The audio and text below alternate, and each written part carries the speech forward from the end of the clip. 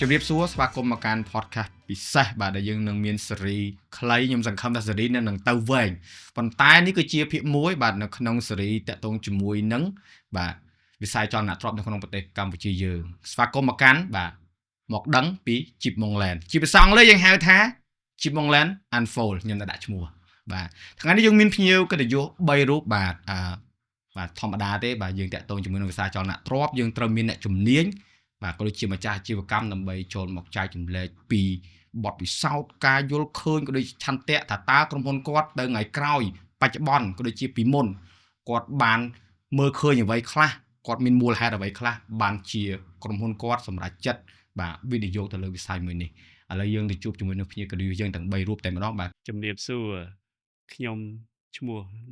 អ្នកញ៉ាលៀងហួងហៅ Henry ជាអគ្គនាយកពហុពាណិជ្ជកម្មក្រុមហ៊ុន Chip Mong ជំរាបសួរខ្ញុំបាទឈ្មោះស៊ីមជាទីប្រឹក្សាជាន់ខ្ពស់ទទួលបន្ទុកសិក្សាគម្រោងប្លង់និងស្ថាបត្យកម្មនៃក្រុមហ៊ុន Chip Mongland ជំរាបសួរខ្ញុំឈ្មោះទូចវណ្ណាជា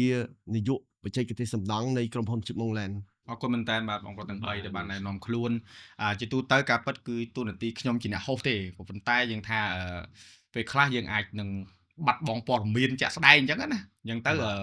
បានណែនាំខ្លួនអញ្ចឹងគឺបងប្អូនដែលគាត់ស្ដាប់គាត់បានស្គាល់ខ្ញុំជឿថាអតិថិជនរបស់ Chip Mongland គាត់ប្រកាសជាស្គាល់បង Henry ហើយប៉ុន្តែគេអត់ដឹងថានៅពីខាងក្រោយផ្ទះដែលគាត់កំពុងនៅហ្នឹងអ្នកណាជាអ្នករចនាអ្នកណាជាអ្នកសាងសង់គឺយកគ្រឿងផ្សំមកពីខាងណាគឺមានរូបមន្តនេះខ្លះគឺយើងអត់ទាន់ដឹងទេប៉ុន្តែមុនដំបូងយើងចូលទៅដល់ការស៊ីជម្រៅជាមួយនឹងផ្នែកបច្ចេកទេសក៏ដូចជាផ្នែករចនាចង់ចោទសួរទៅលើបង Henry ផ្ទាល់ដោយសារតែយើងដឹងហើយថា Chip Mong Group គឺជាក្រុមហ៊ុនដែលធំនៅក្នុងប្រទេសកម្ពុជាយើងគាត់មានចំនួនច្រើនខ្ញុំចង់ដឹងហេតុផលវិញថាហេតុអីបានChip Mongland បាទជាចំនួនមួយនៅក្នុងចំនួនជាច្រើនទៀតដែលឃើញថាបងក៏ដូចជាក្រុមគ្រួសារគាត់ដាក់ចិត្តដាក់កាយធ្វើខ្លាំងមែនតើអរគុណច្រើនសំណួរហ្នឹងហើយជាសំណួរដែលល្អគឺ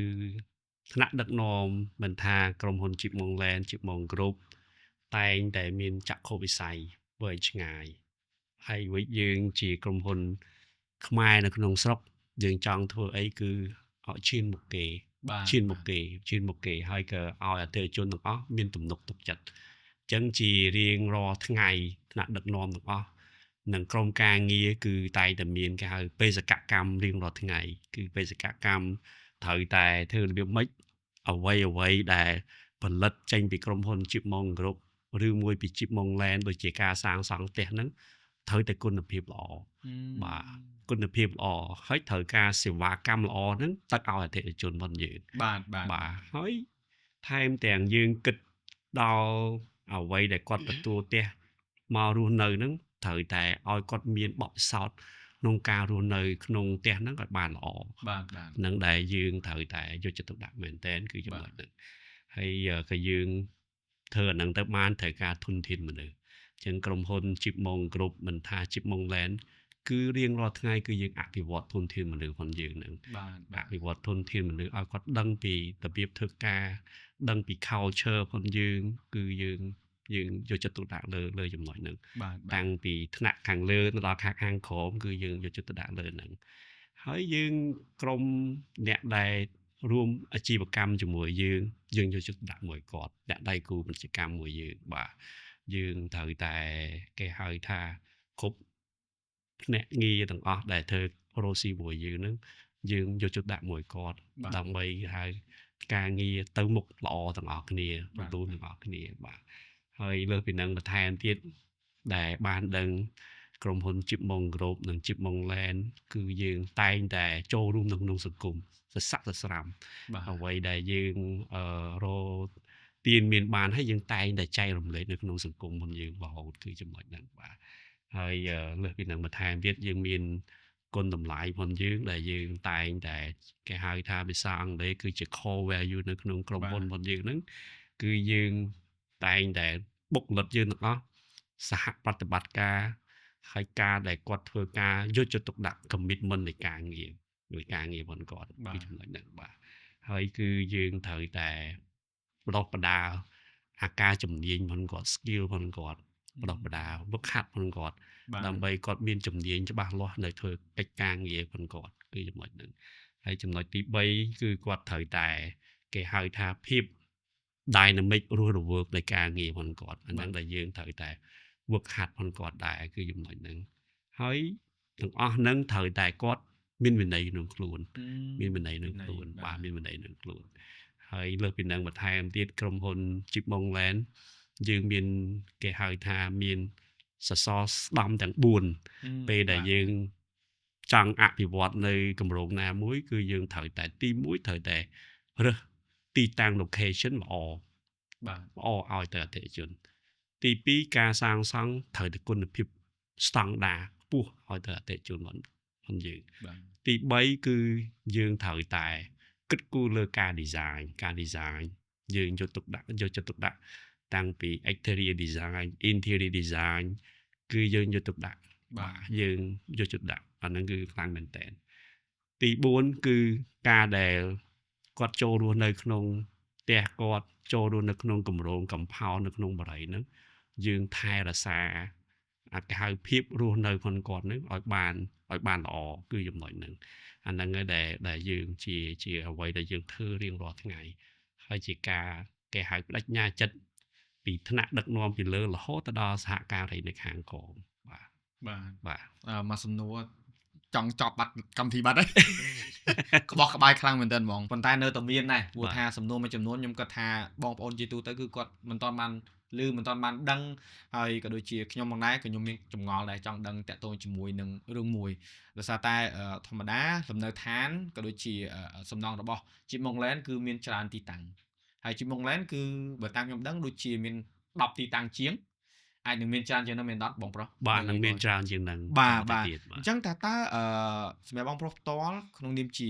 ថ្នាក់ដឹកនាំតើយើងមានគោលការណ៍ឬក៏មានការធានាបែបណាខ្លះដើម្បីឲ្យប្រកាសថាសំណង់ទាំងអស់នោះមានគុណភាពដូចគ្នាពីមួយគម្រោងទៅមួយគម្រោងហើយខ្ញុំឮពីភ្ញៀវគាត់លើកឡើងថាបងប្រុសនិយាយទៅផ្ទាល់ដើម្បីពិនិត្យគុណភាពទាំងអស់នោះព្រោះនេះខ្ញុំគិតថាជាឧទាហរណ៍មួយល្អដែរដើម្បីយើងបញ្ជាក់ថាមិនមែនឲ្យតែក្រុមការងារទៅធ្វើទេព្រោះយើងម្ចាស់គម្រោងយើងជាថ្នាក់ដឹកនាំយើងត្រូវប្រកាសថាអ្វីដែលទៅដល់ដៃភ្ញៀវគឺយើងក៏ពេញចិត្តដែរបាទប៉ុន្តែសម្រាប់បងប្រុសផ្ទាល់ខ្ញុំចង់លើពីបងប្រុសថាតើបងប្រុសមានវិធីសាស្ត្រណាដើម្បីបញ្ជាក់ថាសំណង់អគារទាំងអស់នោះឲ្យមានគុណភាពស្មើៗគ្នាបាទអរគុណច្រើនសំណួរហ្នឹងគឺការពិតគឺខាងក្រុមហ៊ុន Chipmunk Land គឺយើងយកចិត្តទុកដាក់លើអាគុណភាព standardize ហ្នឹងគឺខ្លាំងមែនតើបាទអញ្ចឹងយើងយកតែងតែបច្ចេកវិទ្យាយកមកកសាងនិងbuild អាស្ហោផងយើងប្រើពុម្ពអាលុយមីញ៉ូមហ្នឹងគឺដើម្បីរក្សា standard វាគឺ standard structure វាគុណភាពវាតែមួយបាទហើយលើសពីហ្នឹងក៏បានដឹងក្រុមហ៊ុន Chipmunk តែងតែមានបទពិសោធន៍ជាង4ទសវត្សរ៍លើវិស័យសំណង់អញ្ចឹងយើងប្រើmaterial ដែលល្អគុណភាពយើងប្រើសូម្បីតែយើងប្រើស៊ីម៉ងត៍អូតបេតុងលាយស្រេច Chipmunk concrete យើងប្រើដែកអ៊ីតាលី Mark V អញ្ចឹងយើងប្រើតែរបស់ដែលស្តង់ដារហើយវិស្វករយើងចូលតាមដែលយើងបានបដោះបដាគាត់ដើម្បីគាត់មានអា process នៃការងារផងគាត់នឹងត្រូវដូចគ្នាដូចគ្នាអញ្ចឹងយើងវឹកហាត់បដោះបដាគាត់ដើម្បីឲ្យគាត់មានការ skill ផងគាត់ហ្នឹងគឺដើម្បីគាត់មានskill ផងគាត់ធ្វើការងារហ្នឹងត្រូវគ្រប់ការឋានទាំងអស់គឺត្រូវតែដូចគ្នាបាទ standard តែមួយបាទហើយលើសពីហ្នឹងគឺជាវប្បធម៌ផងក្រុមហ៊ុន Chipmunk មិនថា Chipmunk Land គឺថ្នាក់ដឹកនាំតែងតែចុះផ្ទាល់ដើម្បីត្រួតពិនិត្យថាតើការងារដែលគាត់ប្រតិបត្តិការហ្នឹងគឺ follow តាម standard ដែលយើងបានបញ្ជាក់ហ្នឹងគឺចំណុចហ្នឹងហើយក៏ទៅដើម្បីគេហៅថាលើកទឹកចិត្តគាត់បន្ថែមទៀតព្រោះគាត់ធ្វើតាមចំណុចហ្នឹងលើកទឹកចិត្តគាត់បន្ថែមដើម្បីថាថ្នាក់ដឹកនាំគឺនៅក្បែរគាត់នៅក្បែរគាត់ដើម្បីជំរុញអាការដែលគាត់ប្រតិបត្តិការប្រចាំថ្ងៃហ្នឹងគ្រប់តាមស្តង់ដារនិងគុណភាពជូនទៅអតិថិជនរបស់យើងហ្នឹងបាទបាញ់មិញខ្ញុំចាប់ចំណុច បងប្រុសបាន2 3ចំណុចដែរតាក់ទងជាមួយនឹងគុណភាពសំណង់ព្រោះថ្ងៃនេះយើងមានអ្នកជំនាញមកតែម្ដងបាទព្រោះធម្មតាថ្នាក់ដឹកនាំគាត់គេថាជួយត្រួសត្រាយផ្លូវមកកលៈហើយតែអ្វីដែលសំខាន់គឺអ្នកនៅកន្លែងថាអ្នកដែលធ្វើសកម្មភាពផ្ទាល់បាទសម្រាប់បងវណ្ណាទៅលើសំណង់របស់ Chipmunk Land តើអ្វីទៅដែលជាគេថាគ្រឿងផ្សំពិសេសដែលធ្វើឲ្យសំណង់ Chipmunk Land មានគុណភាពខ្ពស់ហើយឈានមុខគេអរគុណច្រើនសម្រាប់សំណួរបាទជាការពិតក្រុមហ៊ុន Chipmunk Land គឺជាក្រុមហ៊ុនដំបូងគេបំផុតបាទដែលហ៊ានវិនិយោគទៅលើពុម្ពអាលុយមីញ៉ូមមិញបាទជិតហើយអញ្ចឹងដើម្បីឲ្យបានច្បាស់ថាហេតុអីបានជាយើងហ៊ានសម្រេចចិត្តវិនិយោគទៅលើពុម្ពអាលុយមីញ៉ូមបាទគឺគោលដៅរបស់យើងគឺយើងចង់បានគុណភាពសំណង់របស់យើងមានភាពល្អត្រឹមត្រូវនិងយូរអង្វែងបាទអញ្ចឹងពុម្ពហ្នឹងគឺយើងដឹងថាពុម្ពគឺជាការរៀបចំដើម្បីបង្កើតទៅជាគ្រឿងបង្គុំរបស់ផ្ទះបាទខ្ញុំកំពុងស្មារតីដែររបស់គេយកទៅដាក់កន្លែងណារស់សួរដែរលើកយល់អញ្ចឹងមានចំណុចល្អមួយចំនួនដែលយើងគួរតែដឹងថាតើពុម្ពអាលុយមីញ៉ូមវាអាចផ្ដល់អត្ថប្រយោជន៍អីខ្លះដល់គុណភាពរបស់គ្រឿងបង្គុំសំណង់បាទគ្រឿងបង្គុំសំណង់ខ្ញុំចង់និយាយពីមានគ្រឹះមានសសរមានធ្នឹមមានកម្រាលមានអីផ្សេងដែលបង្កើតទៅជាគ្រោងរបស់ផ្ទះរបស់អគារទទួលបានអញ្ចឹងទី1ពុម្ពអាលុយមីញ៉ូមគឺវាមានលក្ខណៈងាយស្រួលឲ្យយើងក្នុងការតម្លើងធ្វើឲ្យការតម្លើងបានលឿនបាទហើយមានភាពរឹងមាំបាទវាខុសប្លែកពីពុម្ពឈើពុម្ពអីយើងវាយយើងអីទៅវាមិនរឹងមាំទេបាទពុម្ពអាលុយមីញ៉ូមគឺយើងមាន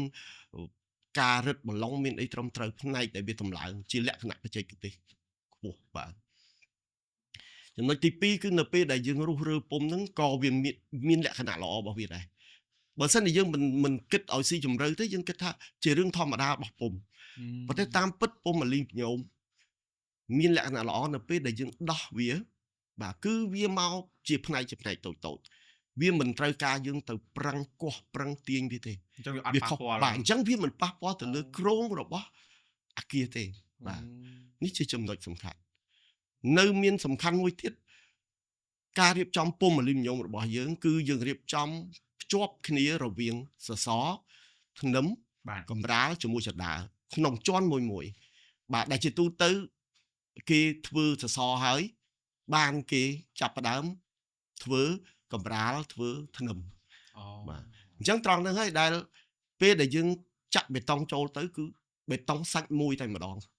បាទគឺសសរភ្ជាប់ជាមួយនឹងធ្នឹមជាមួយនឹងកម្រាលហើយនឹងចដាគឺវាភ្ជាប់សាច់មួយតែម្ដងបាទអញ្ចឹងលក្ខណៈល្អរបស់វាគឺធ្វើឲ្យគ្រោងរបស់ផ្ទះរបស់អគារយើងដែលបានចាក់បេតុងហើយគឺមានលក្ខណៈជាប់គ្នាតែសាច់មួយបាទវាមិនមានដំណបាទលក្ខណៈពិសេសមួយទៀតគឺនៅពេលដែលយើងបកពុម្ពនឹងមកគឺយើងឃើញផ្ទៃរបស់វាគឺស្អាតស្មើហើយហាប់ល្អហាប់ដោយសារអីដោយសារយើងមិនពិបាកក្នុងការបង្ហាប់ទេជាទូទៅការបង្ហាប់កាលណាពុម្ពវាអត់រឹងមាំយើងចេះតែខ្លាចថាវាបែកវាធ្លាយពុម្ពអញ្ចឹងធ្វើឲ្យអ្នកបង្ហាប់អត់សូវយកចិត្តទុកដាក់ខ្លាចតែធ្វើម៉េចវាធ្លាយពុម្ពទៅវាមានបញ្ហាប៉ុន្តែសម្រាប់ពុម្ពអាលុយមីញ៉ូមរបស់យើងមានភាពរឹងមាំអញ្ចឹងការបង្ហាប់របស់យើងគឺយើងអាចអនុវត្តតាមលក្ខណៈបច្ចេកទេសបានគ្រប់គ្រាន់អញ្ចឹងបានធ្វើឲ្យគុណភាពរបស់បេតុងវាល្អត្រឹមត្រូវអញ្ចឹងបានគ្រោងគ្រឿងបង្គុំរបស់យើងដែលយើងបានធ្វើហើយវាធានានៅគុណភាពបាទធានានៅគុណភាពហើយវាមានលក្ខណៈបច្ចេកទេសដែលអាចប្រើប្រាស់យូរអង្វែងបានបាទនេះជាចំណុចល្អនៃពុម្ពអាលុយមីញ៉ូមបាទគាត់បកស្រាយបញ្យលយើងឆ្ងល់កន្លែងគាត់ថាគិតក្នុងខ្លួនមិនថាគេចាក់ពុម្ពនឹងបែបមិនគេបកគាត់បញ្យលអស់លេងអញ្ចឹងដល់ពេលអញ្ចឹងខ្ញុំគាត់ថាអ្នកដែលកំពុងស្ដាប់ដែលគាត់ ទោះជាអត់មានចំណេះដឹងផ្នែកសាងសង់ផ្ទះក៏ដោយក៏គាត់ស្ដាប់ទៅមើលឃើញថាការបកស្រាយនឹងគឺក្បោះក្បាយត្រង់ថាគាត់បញ្យល់តាំងពីរបៀបប្រើហេតុអីមិនប្រើហើយគេប្រើរបៀបម៉េចហើយវាប្រយោជន៍អីខ្ញុំរកសួរដែរដល់គាត់ឆ្លើយមកអញ្ចឹងយើងចំណេញសំណួរ បាទ ប៉ុន្តែបន្ទាប់ពីបានឮបងបណ្ណាតាក់ទងជាមួយនឹងការសាងសង់ធម្មតាផ្ទះមុននឹងសាងសង់តើមានការគូប្លង់ការរចនាទុកមុនដែរព្រោះមិនយើងរៀងទៅបញ្ជាបន្តិចព្រោះយើងទៅអ្នកសង់ហ្មងយើងគាត់ថារំលងអ្នក design បាទអ្នក design នៅផ្ទាល់នៅទីនេះ បាទ ប៉ុន្តែចង់សួរខាងបងវិញថានៅក្នុងការរចនាផ្ទះក៏ដូចជាដូចឥឡូវយើងកំពុងនៅទីតាំងផ្ទាល់តែម្ដងអ្នកនរគ្នាកុំឆ្ងល់ហេតុអីពួកយើងថតនេះមិនមែនថតនៅឆាកមិនមែនថតនៅអគារណាទេគឺថតនៅផ្ទះគំរូហ្មង បាទ របស់ជីបងឡែនផ្ទាល់ហើយជាជំរើសនិយាយទៅខ្ញុំផ្ដល់យោបល់ទៅក្រុមការងារគាត់យល់ស្របព្រោះយើងធម្មតាយើងចង់ជជែកពីផលិតផលនឹងជាក់ស្ដែងតើលើយើងនឹងខ្លួនយើងនឹងឃើញផលិតផលហ្នឹងវាអាចបញ្យល់បកស្រាយខ្លួនឯងដែរឬក៏អត់ពេលដែលបងប្អូនអញ្ជើញមកមើលហើយបងប្អូនអញ្ជើញមកមើលខ្លួនឯងឃើញចូលហើយភ្លាមគឺមានក្តីសម័យចង់បានហ្មងព្រោះថាខ្ញុំមើលឃើញថាគេថាភាគល្អិតហ្មងដើម្បីថាការរចនាតាំងពណ៌តាំងពីម៉ូដក៏ដូចជាការជ្រើសរើសទៅលើរបៀបបន្ទប់ទទួលភ្ញៀវបន្ទប់ផ្ទះបាយអីហ្នឹងមើលឃើញថាមានការគិតគូរក្បោះក្បាយមែនតើតែខ្ញុំចង់លើពីខាងអ្នករចនាផ្ទាល់ថាតើអ្វីទៅដែលជាចំណុចពិសេសនៅក្នុងការរចនាផ្ទះរបស់ជីម៉ុងឡែន បាទសូមអរគុណខ្ញុំគិតថាសំណួរនេះល្អដែរហើយក៏មានអ្នកជាច្រើនដែរដែលចង់ដឹងចង់ឮថាហេតុអីក៏យើងឥឡូវបើយើងនិយាយជាសាមញ្ញទៅថាគាត់គេឃើញគេស្គាល់ថានឹងផ្ទះជីម៉ុងអញ្ចឹងមានន័យថាពាក្យនេះខ្ញុំធ្លាប់ឮចាប់អារម្មណ៍ពាក្យនេះខ្ញុំធ្លាប់ឮផ្ទាល់ទៅជាហ្មងបាទអាចថាប្លែកគេឬមួយក៏មើលទៅវាមានអីពិសេសម្យ៉ាងបាទចឹងហើយបានជាចំណុចនេះជាចំណុចមួយដែលល្អដែរសម្រាប់ខ្ញុំអ្នករៀបចំរចនាក៏គិតថាអូខេនេះក៏ជាអ្វីមួយដែលមនុស្សចាប់អារម្មណ៍បាទប៉ុន្តែយើងត្រូវដឹងថាបើយើងនិយាយពីបរិបទទូទៅនៃស្ថាបត្យកម្មសិនបាទតាមពិតស្ថាបត្យកម្មវាជាផ្នែកមួយនៃសិល្បៈដែរទេបើយើងនិយាយថាជាអ្នកគូប្លង់ឬក៏អ្នករចនាម៉ូដវាក៏ជាផ្នែកមួយនៃសិល្បៈដែរទេបាទអញ្ចឹងនៅពេលដែលយើងចាប់ផ្ដើមបង្កើតម៉ូដឬក៏យើងចាប់ផ្ដើមរៀបរកទម្រង់ណាមួយនៃផ្ទះដើម្បីឲ្យមានភាពទាក់ទាញវាមិនខុសពីជំនាញសិល្បៈទូទៅដែលយើងចង់បង្កើតឲ្យគេទាក់ទាញឲ្យគេចាប់អារម្មណ៍បាទពីព្រោះនិន្នាការវានៅក្នុងវិស័យនឹងតែដែរបាទអញ្ចឹងហើយបានចំណុចនេះមុនដែលយើងចាប់ផ្ដើមបង្កើតម៉ូដផ្ទះរបស់ជីម៉ុងដំបូងអានេះខ្ញុំសូមបកក្រោយបន្តិចបាទគឺមានការជជែកគ្នាច្រើនដែរថាតើយើងគួរយកទម្រង់បែបណាដែលអាចឆ្លោះបញ្ចាំងពីនិន្នាការបច្ចុប្បន្នផងអាចឆ្លើយតបទៅនឹងគេហៅថាសហសម័យនេះពេលបច្ចុប្បន្ននេះផងបាទពីព្រោះយើងអាចដឹងថាទម្រង់ស្ថាបត្យកម្មឬបើនិយាយក្នុងចែកនេះគេហៅភាសាស្ថាបត្យកម្មនោះវាមានច្រើនណាស់ច្រើនបាទបើយើងសម័យកាលវាមានច្រើនណាយើងអាចយកពីសម័យកាលបុរាណដែលយើងហៅ classic រហូតមកដល់សម័យកាល Renaissance សម័យកាលផ្សេងទៀតបែបបុរាណមានច្រើនរហូតដល់សម័យកាលមួយដែលលើសទំនើបទៅទៀតក៏មានដែរគេហៅថាសំញ៉ៃនិយមណាបច្ចេកទេសគេ expressionism បាទអានេះគឺច្រើនណាស់ក៏តែលោកអគ្គនាយកលោកមានទស្សនវិស័យមួយច្បាស់លាស់ដែរថាកាលណាយើងធ្វើប្រដាប់អីមួយឬមួយក៏យើងធ្វើផ្ទះជូនអតិថិជនជាពិសេសយើងចង់បានអ្វីមួយដែលវាថិតថេរវាគង់វង្សបាទហើយមើលទៅគឺថាវាមានភាពគេហៅថាមិនហួសសម័យនៅពេលសម័យកាលណាមួយក៏វាអាចនៅថិតថេរក្នុងភាពជាក់លាក់របស់វានឹងរហូតតទៅអញ្ចឹងហើយបានជាទស្សនវិស័យរបស់លោកអគ្គនាយកបានដាក់មកខាងអ្នកបច្ចេកទេសយើងជាអ្នករៀបចំនេះគឺថាធ្វើម៉េចយើងយកពាក្យ timeless ជាគោលមានន័យថាអ្វីដែលវាមិនសាបបាទអ្វីដែលវាមិនសាបបាទអញ្ចឹងសម្រាប់ម៉ូដផ្ទះរបស់ Jeep Monkland បើយើងនិយាយក្នុងន័យបច្ចេកទេសទៅគឺថាយើងបញ្ចូលរវាងគ្នារវាងគោលការណ៍ស្ថាបត្យកម្មបែបគេហៅថាគោលការណ៍បែបបុរាណ ក៏ប៉ុន្តែយើងឆ្នៃវាឲ្យទៅជារបស់មួយដែលស្ថិតនៅក្នុងសម័យបច្ចុប្បន្នហើយក៏នឹងបង្ហាញទៅអនាគតកាលដែរបាទចំណុចនេះអាចខ្ញុំនឹងអាចលំអិតបន្តិចថាអីទៅអាឡ័យហ្នឹងបាទ មកសួរខ្លួនឯងចឹងស្រួលបាច់ខ្ញុំសួរថៃមកដាក់មកអាហ្នឹងគឺយើងអាចរំលឹកកន្លែងហ្នឹងបន្តិចបាទចង់រំលឹកកន្លែងហ្នឹងបន្តិចដែរថាចំណុចណាដែលគ្រប់នៅគោលការណ៍បុរាណប៉ុន្តែយើងធ្វើវាឲ្យទៅជាបែបផ្សារសម័យបាទតាមពិតបើយើងនិយាយពាក្យថាបុរាណអ្នកខ្លះស្ដាប់ទៅដូចជារៀងពាក្យបុរាណហ្នឹងវារៀង sensitive វាមើលទៅវាដូចនៅឆ្ងាយតែតាមពិតស្ថាបត្យកម្មបុរាណវាមិនមែនសំដៅទៅលើការតុបតែងអីទេគឺយើងសំដៅទៅលើការប្រើប្រាស់ក្បួនខ្នាតដើម្បីបង្កើតនៅអំណាចដើម្បីបង្កើតនៅឧត្តមភាពបាទដើម្បីបង្កើតនៅភាពអស្ចារ្យរបស់វាបាទខ្ញុំឧទាហរណ៍នៅក្នុងផ្ទះរបស់ជីម៉ុងឡែនបើសិនជាភ័ក្រសម្លឹងមែនតែនអាខ្លោងទ្វារយើងមើលពីខាងក្រៅមុនណាបាទយើងមើលខ្លោងទ្វារវាគឺថាយើងមានសសរពីរខ្ពស់បាទអាហ្នឹងបើយើងមើលទៅវាជាអំណាចមួយនៃស្ថាបត្យកម្មនៅក្នុងគោលការណ៍របស់សម័យរណេសង់ក៏មានភាសាយើង principle ឬក៏សម័យបារ៉ុកបាទទេបាទក៏តែអាហ្នឹងពីដើមគឺថាផ្ទះដើម្បីមានអំណាចវាត្រូវតែមានអាទម្រង់បែបហ្នឹងបាទអាហ្នឹងគឺជាចំណុចមួយបាទហើយទី2បើយើងមើលភាពសមសួនរបស់ស្ថាបត្យកម្មរបស់ជីម៉ុងក៏យើងឃើញដែរផ្ទះណាក៏ដូចផ្ទះណាដែរយើងមើលទៅមានភាពសមសួនមែនទេមិនខ្ពស់មិនទាបថាបើមនុស្សវិញវាដូចថាពេញខ្នាតណាហ្នឹងហើយទៅមួយគេចោះគ្រប់កលៈស័កបាទមានន័យថាយើងមើលទៅគឺសមសួនហ្មងមិនខ្ពស់មិនទាបមិនស្គមមិនស្ដើងមិននេះបាទអាចំណុចហ្នឹងឯងដែលវាបញ្ជាក់ពីការគិតគូររបស់យើងគឺថាយើងបានប្រើជាគោលការណ៍ស្ថាបត្យកម្មមួយដែរយើងហៅថាខ្នាតមាសបើធ្វើម៉េចខ្នាតមាសនេះគឺជាខ្នាតគោលធំបំផុតដែលអាចធ្វើឲ្យស្ថាបត្យកម្មយើងមានភាពនឹងណហើយបញ្ជាក់ពីឧត្តមភាពរបស់វាបាទហើយទន្ទឹមនឹងហ្នឹងថាតើអាស្ថាបត្យកម្មបែបទ្រឹស្ដីដែលយើងយកមកហ្នឹងបន្ទាប់មកយើងពង្រីកវាធ្វើម៉េចទៅជា modern បានអញ្ចឹងហើយបានពេលដែលយើងមើលចាក់ស្ដាយទៅយើងឃើញថាស្ថាបត្យកម្មរបស់ជាពិសេសផ្ទះរបស់ជីម៉ុងឡែននេះគឺថាធ្វើម៉េចយើងមើលទៅឃើញឆ្វេងស្ដាំខាងមុខខាងក្រោយយើងមើលជ្រុងផ្សេងគឺយើងមានអត្ថន័យផ្សេងសម្រាប់ផ្ទះរបស់ជីម៉ុងឡែនហ្នឹងអញ្ចឹងហើយបានចំណុចហ្នឹងហើយដែលយើងមើលទៅឃើញថាវាមានភាពប្លែកគេវាមានភាពសមសួនជាងគេមានភាពប្លែកជាងគេអាហ្នឹងគឺចំណុចអស់ហ្នឹងហើយបាទហើយចុងក្រោយបើយើងនិយាយពី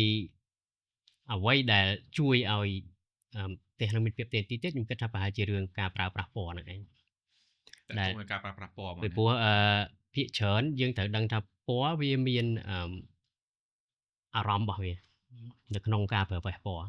បាទកន្លែងនេះខ្ញុំចង់និយាយថាផ្ទះកាលណាយើងចង់មកដល់ផ្ទះយើងចង់មានអារម្មណ៍ថាយើងមានអារម្មណ៍ settle down ណាមែនទេយើងដែលចង់មានអារម្មណ៍ថាយើងមកទៅវាដូចជា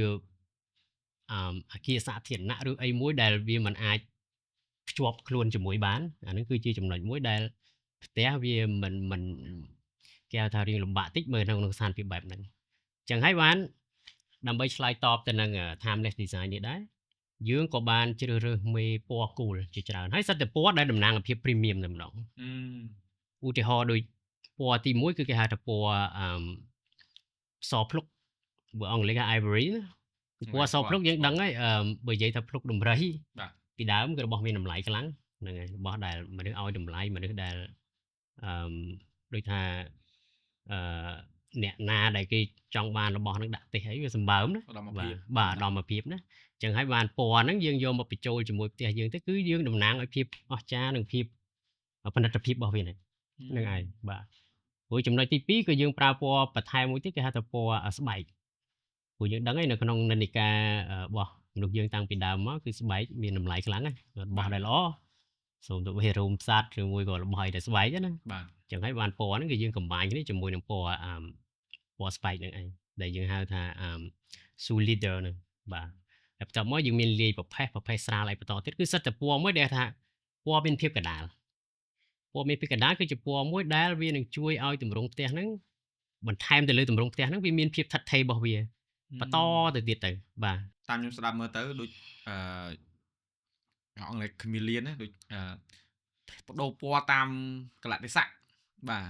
ព្រោះជាទូទៅអានេះបើនិយាយពីរបត់ការងារដូចខ្ញុំដែរការងារខ្ញុំពេលខ្លះយើងគិតថាយើងធ្វើទៅគេមើលច្រើនណាយើងអត់ចាំបាច់ផ្លាស់ប្ដូរប៉ុន្តែជប់កាត់សម័យគេផ្លាស់ប្ដូរយើងត្រូវបត់តាមហើយយើងថែមបន្តិចទៅទាញអ្វីដែលយើងមានមកថែមបន្តិចទៅដូចជាការធ្វើ podcast អញ្ចឹងវាចេញពីការតាមសម័យកាលដែរក៏យើងគិតមកយូរអង្វែងដែរនៅពេលខ្លះយើងធ្វើលឿនពេកក៏គេតាមមិនទាន់យើងទៅតាមមតនៈដែរនិយាយទៅខ្ញុំបានស្ដាប់មើលខ្ញុំមានអារម្មណ៍ថាមានចិត្តមួយទៀតចង់រៀនចង់យល់ចង់ដឹងពីវិស័យអចលនទ្រព្យកម្មស៊ីជម្រៅព្រោះដល់ពេលស្ដាប់អ្នកជំនាញគាត់ចែកគាត់បកស្រាយមករបស់សិតតែយើងស្ដាប់ទៅយើងឃើញថាហេតុផលហេតុអីក៏ផ្ទះគេសាំងសង់បែបនេះគេដាក់ពណ៌បែបនេះព្រោះយើងបើយើងអ្នកទិញផ្ទះយើងអត់ដែលគិតតែផ្ទះនេះគេអីក៏ពណ៌នេះហេតុអីក៏គេធ្វើបែបនេះដូចតសពីមុខអញ្ចឹងបាទតែវាបងមានភាសាខ្ញុំនឹងព្រឹសសវល់ថាចេះឆ្ងល់ទេមានថ្លែកអ្វីមួយយ៉ាងយើងយកមកមានអារម្មណ៍ថាបាទ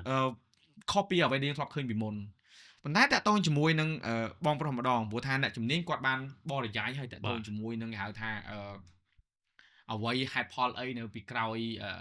សំណង់ដែលមានភាពរឹងមាំការរចនាដែលមានអាយុកាលវែង timeless ដល់ពេលបងគាត់លើកពាក្យថា timeless មកខ្ញុំចេះរោនៅពាក្យហ្នឹងខ្ញុំធ្លាប់ឮឃើញបទទេគេអាសាប្រើ timeless ហ្នឹងព្រោះការងារក៏ដោយបើតែវាមានអាកាថាអាយុកាលដែលវែងហ្នឹងដែលបត់បែងតាមយុគសម័យបានហ្នឹងល្អខ្ញុំគាត់ថាសូម្បីតែ podcast យើងទាំង4នាក់នេះក៏ timeless ដែរបាទ20ឆ្នាំទៅទៀតធាស្ដាប់វិញញើនៅតែបាទការចាក់ខុសវិស័យគឺវាអញ្ចឹងខ្ញុំគិតថាអានេះមួយគឺជារូបមន្តដែលធ្វើឲ្យក្រុមហ៊ុនមួយគាត់ដូចលូតលាស់តាក់ទងជាមួយនឹងហៀដែរដោយសារអតិថិជនគាត់តែងតែលើកសរសើរថាมันត្រឹមតែសំណង់ទេយើងនិយាយពីសេវាកម្មបើធម្មតាយើងនៅក្នុងបរិយបើយើងនិយាយភាសានិយាយបរិយឬក៏នៅជីបម៉ុងឡែនឬក៏នៅកន្លែងណាក៏ដោយការរស់នៅនឹងគឺយើងតែងតែមានតម្រូវការគេថាបែបសហគមន៍បែប community ដែលយើងត្រូវការនិយាយទៅតាំងពីសន្តិសុខតាំងពីការមើលសណ្ដាប់ធ្នាប់ទាំងអស់ប៉ុន្តែសម្រាប់បងប្រុសផ្ទាល់ថាតើអ្វីទៅដែលជាអទស្សនៈនៅពីក្រោយដែលធ្វើឲ្យអតិថិជនរបស់ Jeep Monkland គាត់ស្ញើសរសើរទៅលើគុណភាពនៅក្នុងការគេថាផ្ដោតទៅលើភាពល្អិតល្អន់អង់គ្លេសគេថា attention to detail បាទពួកពីនេះការខ្ញុំនៅធ្វើការគឺខ្ញុំលឺរាល់ថ្ងៃព្រោះការងារក៏ដោយតែយើងមានអានឹងគឺទៅមុខលឿនបាទអញ្ចឹងខ្ញុំចង់ដឹងពីបងប្រុសផ្ទាល់បាទអរគុណច្រើនគឺជាសំណួរដែលល្អមែនតើហើយគឺក្រុមហ៊ុន Jeep Monkland មិនថាខ្ញុំនិងសហការីទាំងអស់ពេលដែលយើងធ្វើការគឺយើងយកចិត្តទុកដាក់មែនតើ very attention to detail សូម្បីតែយើងគិត master plan មុនតែចេញគម្រោងណាមួយយើងគិត master plan ផងយើងគិតលម្អិតតាំងពីមានផ្លូវចេញចូលតែងតែអតិថិជនមួយចំនួននិយាយថាឲ្យទៅចូលនៅក្នុងកន្លែង Jeep Monkland អត់មានផ្លូវតល់ទេអត់មែនបាទគឺយើងគិតគូលអត់ល្អន់គឺចំណុចហ្នឹងបាទយើងសុខចិត្តចំណាយធ្វើអាផ្លូវឲ្យមាន percentage ច្បាស់លាស់គឺចំណុចហ្នឹងបាទហើយចំណុចទី2គឺយើងដូចខ្ញុំនិយាយមុនឲ្យសហការថ្មីមិញបានបញ្ជាក់ក្រុមជំនាញហ្នឹងផ្ទះដែលយើងសាងសង់សូម្បីតែ architecture exterior design និង interior design ខាងក្នុងយើងយកចិត្តទុកដាក់មែនតើសូម្បីតែ space ខាងក្នុងផ្ទះហ្នឹងយើងគិតលម្អិតឲ្យទៅអតិថិជនផងយើងថាកន្លែងណាទទួលភ្ញៀវកន្លែងណាជាបន្ទប់ទឹកសម្រាប់ភ្ញៀវគាត់ចូលមកលេងបាទកន្លែងណាគឺកន្លែងដែលគាត់ជា master room ដែលយើងគិតតាំងពីពេលហៅចរន្តកៅ flow នៃការរស់នៅក្នុងផ្ទះហ្នឹងបាទគឺដែលយើងគិតគូរលម្អិត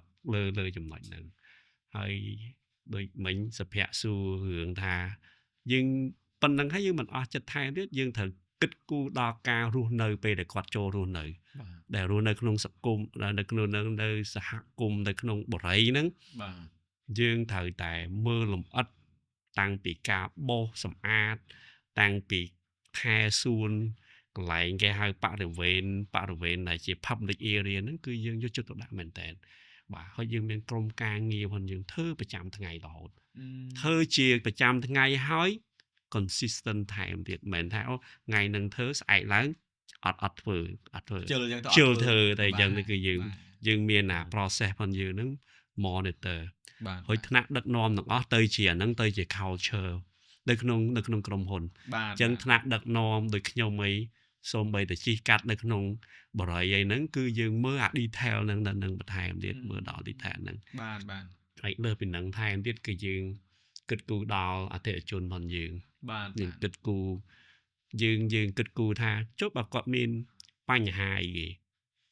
បញ្ហាឬមួយអីបញ្ហាអីនៅក្នុងផ្ទះអញ្ចឹងគាត់ត្រូវចំណាយពេលវេលាមក office មកអីយើងហ្នឹងអញ្ចឹងយើងគិតគូរដល់ detail ហ្នឹងយើងគិតយកបច្ចេកវិទ្យាចេញជា Chipmunk app អូអញ្ចឹងគាត់មាន app អញ្ចឹងពេលណាដែលបងប្អូនគាត់ចង់មកលេងផ្ទះគាត់សូម្បីតែផ្ញើតែ QR code ទៅបងប្អូនគាត់ create QR code ទៅផ្ញើទៅបងប្អូនគាត់ទៅដល់កន្លែងសន្តិសុខគ្រាន់តែ scan អាចគាត់ចូលទៅបានអូបាទហើយបើគាត់មានកម្មវិធី birthday គាត់មានកម្មវិធីអីនៅក្នុងផ្ទះគាត់ចង់មានការស្នើសុំស្នើអីហ្នឹងគាត់គ្រាន់តែផ្ញើនៅក្នុង app ហ្នឹងខាងក្រុមការងារលើខាង property management អ្នកគ្រប់គ្រងបរិយាហ្នឹងគេដឹងភ្លាមហើយគាត់មិនបាច់ចាំមក office គេអាច approve ឲ្យគាត់ភ្លាមតាន់ពេលវេលានេះគឺចំណុចហ្នឹងបាទអញ្ចឹង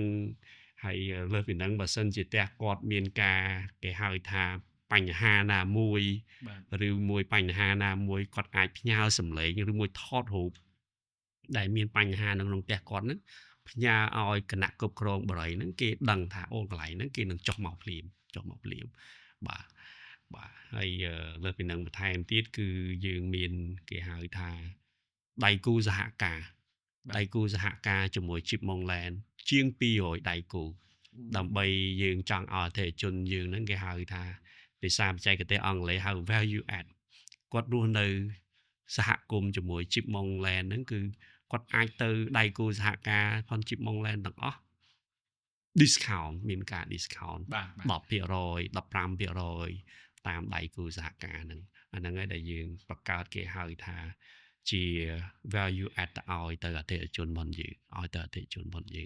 ចឹងហើយគឺយើងគិតគូរលម្អិតឲ្យទៅគាត់ទាំងអស់តាំងពីគេហៅពី A ទៅដល់ Z ឲ្យទៅអតិថិជនរបស់យើងមកជា complete មកជា complete set ឲ្យទៅគាត់មកជា complete ហ្នឹងនៅចំណុចហ្នឹងខ្ញុំបានឲ្យលឺសោះតាក់ទងមួយ app ហ្នឹងដល់វាលឺអញ្ចឹងបងប្រុសអត់ខ្លាចដៃគូប្រជែងគាត់យកគំនិតហ្នឹងទៅប្រើប្រាស់ចំពោះខ្ញុំវិញខ្ញុំតែងតែគេហៅថាអត់ខ្លាចគូប្រជែងយកគំនិតហ្នឹងទេខ្ញុំតែងតែគិតថាបើគាត់យកគំនិតពីខាង Chipmunk Land ខ្ញុំហត់តែសប្បាយចិត្តខ្ញុំ proud បាទខ្ញុំ proud ថែមទៀតដូច្នេះពេលដែលគាត់យកអាហ្នឹងធ្វើឲ្យខ្ញុំហ្នឹងនឹងគិតអ្វីថ្មីបន្ថែមទៀតទៅមកជំហានថែមទៀតហ្នឹងហើយដែលខ្ញុំតែងតែចាក់ខុសវិស័យខ្ញុំហើយប្រាប់ថ្នាក់ដឹកនាំខ្ញុំទាំងអស់បើសិនគេហត់តែយកអាហ្នឹង copy បានន័យថាយើងគួរតែ proud លើចំណុចហ្នឹងអត់ខឹងគាត់ទេហត់តែ proud ហើយធ្វើឲ្យយើងហ្នឹងគេហៅថាធ្វើឲ្យយើងហ្នឹងរកគំនិតថ្មីកម្លាំងចិត្តទៅមុខបន្ថែមទៀតបាទគឺចំណុចហ្នឹងព្រោះរឿងទាំងអស់នេះបើមិនបានជួបអ្នកគ្រប់គ្រងផ្ទាល់គឺអត់ដឹងទេថាមាន app របៀប QR code អីព្រោះនិយាយរួមទៅខ្ញុំគិតថាដល់ពេលស្ដាប់មកមិនដឹងថាអូនេះឯងជាហេតុផលដែលធ្វើឲ្យពួកគាត់ស្រឡាញ់ពេញចិត្តតែសារថា attention to detail នឹងគឺបានល្អភាពលម្អិតទៅលើការគ្រប់គ្រងបាទបើពីខ្ញុំផ្ទាល់ខ្ញុំឃើញមាន Chipmunk Land ខ្ញុំឃើញមាន Chipmunk Mall បាទដែលជាអ្នកនៅបរិយាហ្មងគឺតែងតែចង់បានបាទព្រោះថានេះឯងគឺជារបស់តិចទេដែលខ្ញុំសូមឲ្យការផលិតវីដេអូខ្ញុំដូចគ្នាខ្ញុំតែលើកថារបស់ខ្លះគឺយើងមើលឃើញភ្នែកទេតែយកបានគិតថាហេតុអីបានគេដាក់បែបហ្នឹងហេតុអីបានកន្លែងនេះមានរបស់នេះគឺវាមកជាគេថាកញ្ចប់ដើម្បីធ្វើឲ្យការរស់នៅរបស់យើងស្រួលហើយមិនមែនមានតែម៉លទេមានកន្លែងលក់ថ្នាំបាទខ្ញុំទៅទិញថ្នាំទៅញយដែរព្រោះត្រូវការថ្នាំដង្កូវអីយើងពេលខ្លះយើងនៅក្នុងសហគមន៍មួយកន្លែងលក់ថ្នាំគឺសំខាន់បាទត្រូវការភ្លាមអីមិនដឹងទៅទិញណាទេ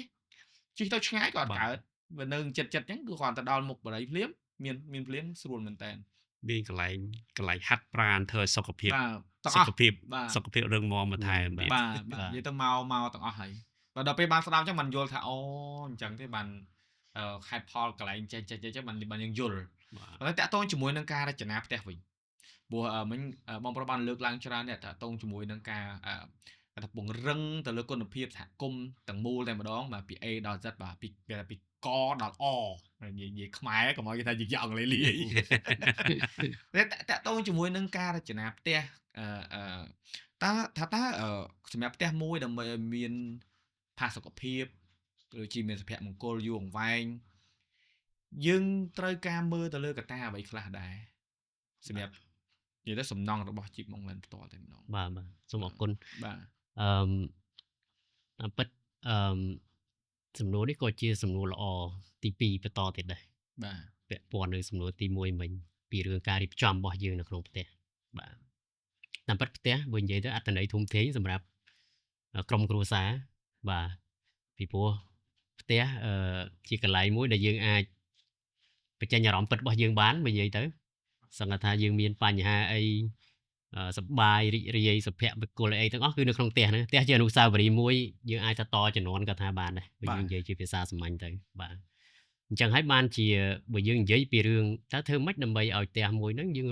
ចូលរស់នៅទៅមានអារម្មណ៍ថាយើងមានផាសុកភាព បាទ យើងមានអាចថាមានសុភមង្គលជាពិសេសអ្វីដែលខ្ញុំចង់សង្កត់កន្លែងនេះគឺថាមានភាពចុះសម្រុងគ្នាល្អនៅក្នុងផ្ទះរបស់យើងភាពចុះសម្រុងនេះខ្ញុំមិនសំដៅទៅលើសមាជិកគ្រួសារគាត់មានបញ្ហាទេគឺសំដៅទៅលើបច្ចេកទេសក្នុងការរៀបធ្វើម៉េចដើម្បីឲ្យមនុស្សចូលមកមានអារម្មណ៍ថា sit down មានអារម្មណ៍ខ្ញុំមកដល់កន្លែងខ្ញុំវិញខ្ញុំមកដល់កន្លែងដែលខ្ញុំ feel ថានេះផ្ទះរបស់ខ្ញុំពិតប្រាកដ យល់ស្រប ជាកន្លែងរបស់ខ្ញុំពិតប្រាកដណា យល់ស្រប sense of belonging បាទ អាហ្នឹង ចង់និយាយអញ្ចឹងណាបាទ បាទរបស់យើងគឺខុសគ្នារបស់បាទ ហ្នឹងហើយអញ្ចឹងហើយបានបើយើងនិយាយថាអូខេអីដែលពិសេសសម្រាប់ញ៉ាំងឲ្យវាមានបរិយាកាសហ្នឹងខ្ញុំសូមរំលឹកពាក្យ3ម៉ាត់ចុះដែលអាចថាវាជាគោលស្នូលនៅក្នុងការគិតគូររបស់យើងពីការរៀបមុខងារក៏ដូចជាលំហនៃការប្រើប្រាស់នៅក្នុងផ្ទះយើងសំដៅលើពាក្យផ្សារភ្ជាប់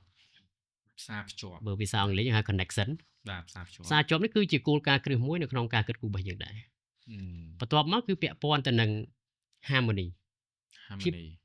បើខ្មែរយើងថាភាពចុះសម្រុងចុះបាទហើយចំណែកទី3នេះគឺ easement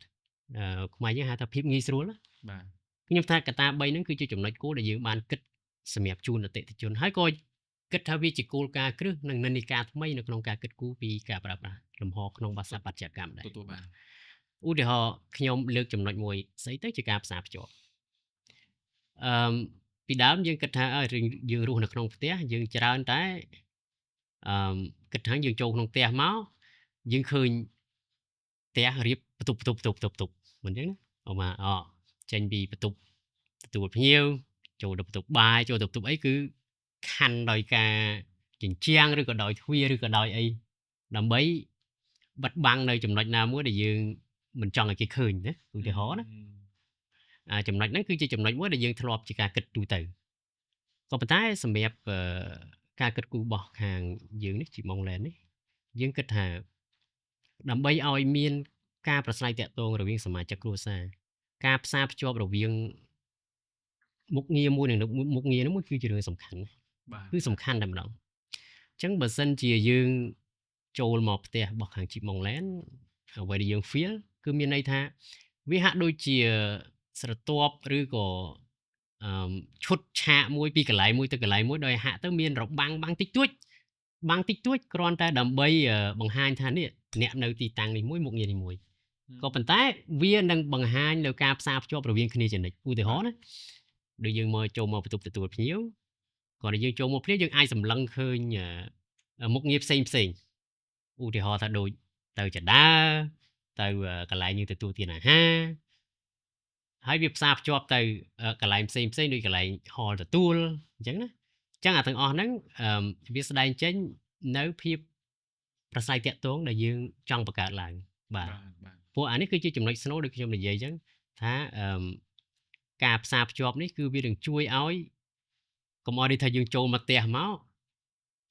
មិនដឹងមនុស្សនៅណា អាហ្នឹងធ្លាប់ណាគឺថាយើង ធ្លាប់ដល់អញ្ចឹងនៅឃើញបណ្ដោយបាទ ចូលមកដូច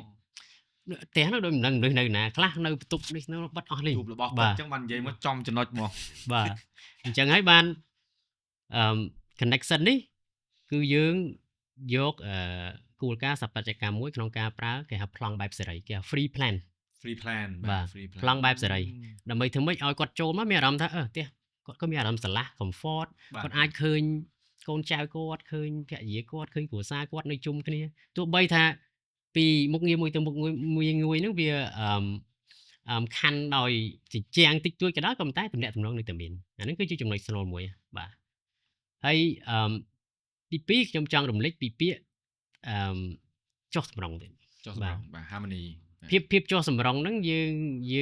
យើងត្រូវ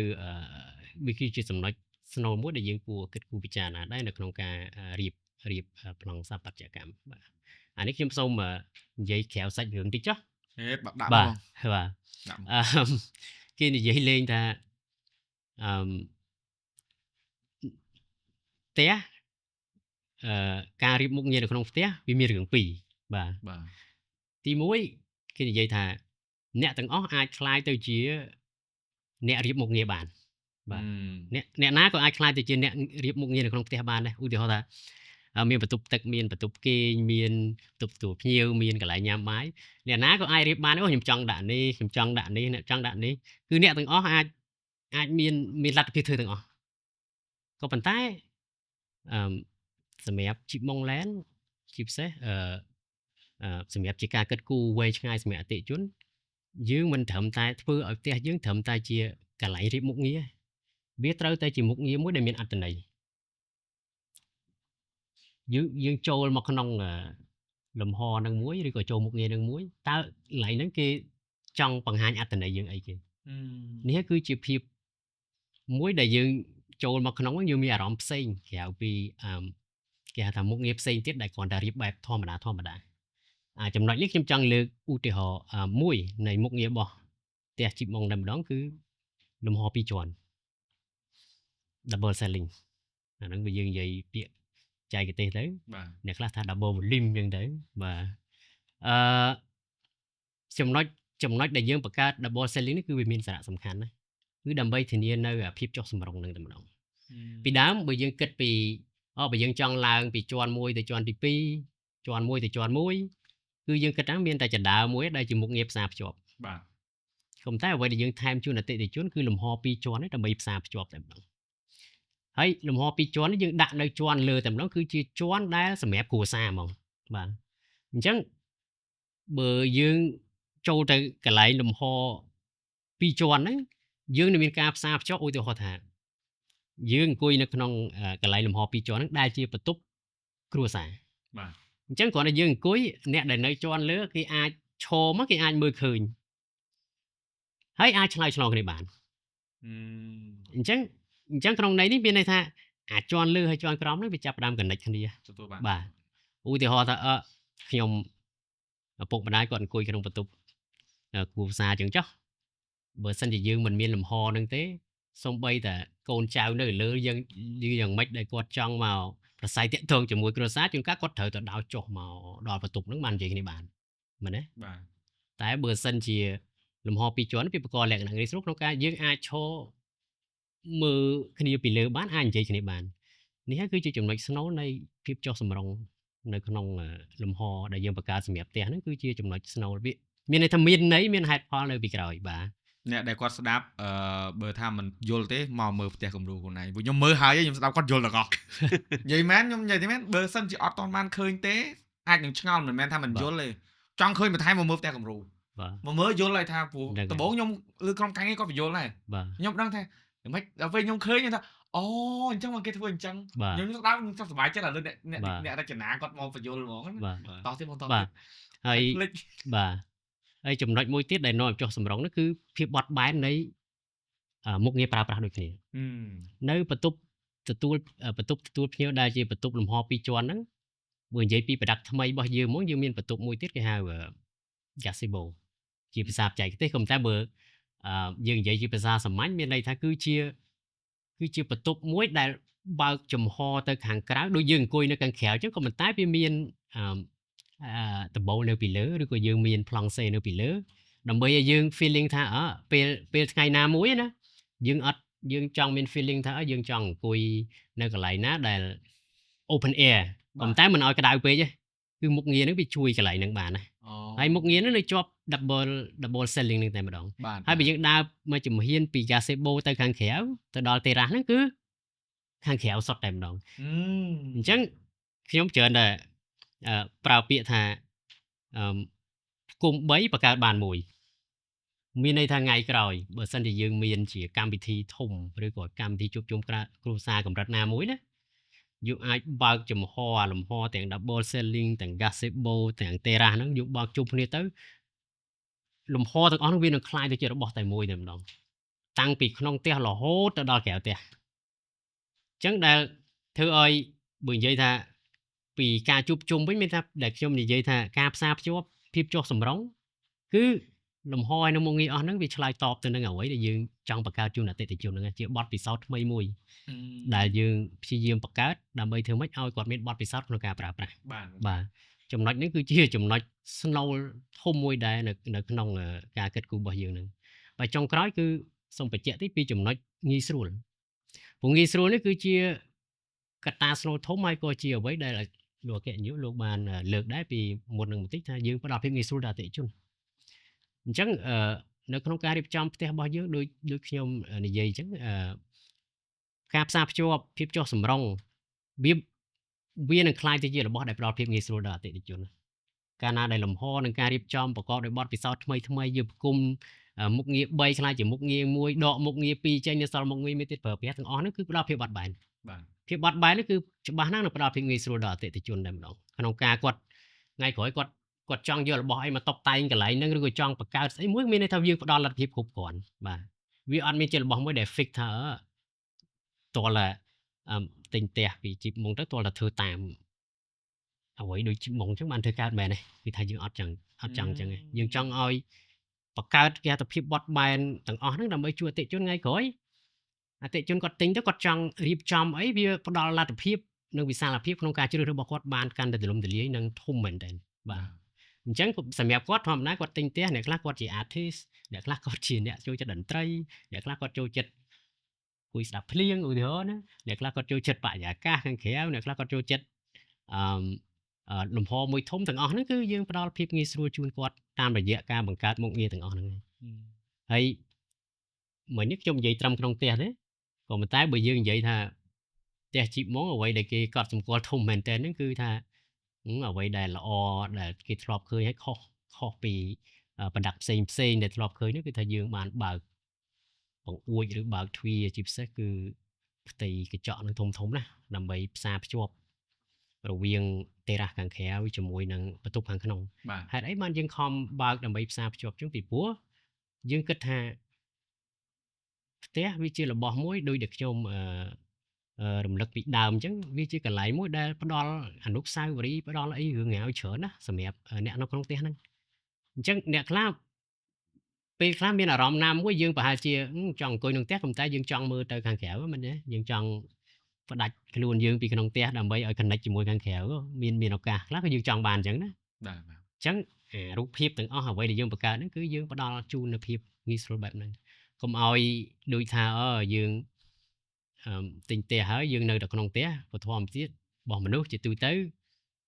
ការមានបរិយាកាសនៅជុំវិញខ្លួនការចង់ឃើញបៃតងការចង់ឃើញឮសំឡេងខ្យល់ឬក៏យើងចង់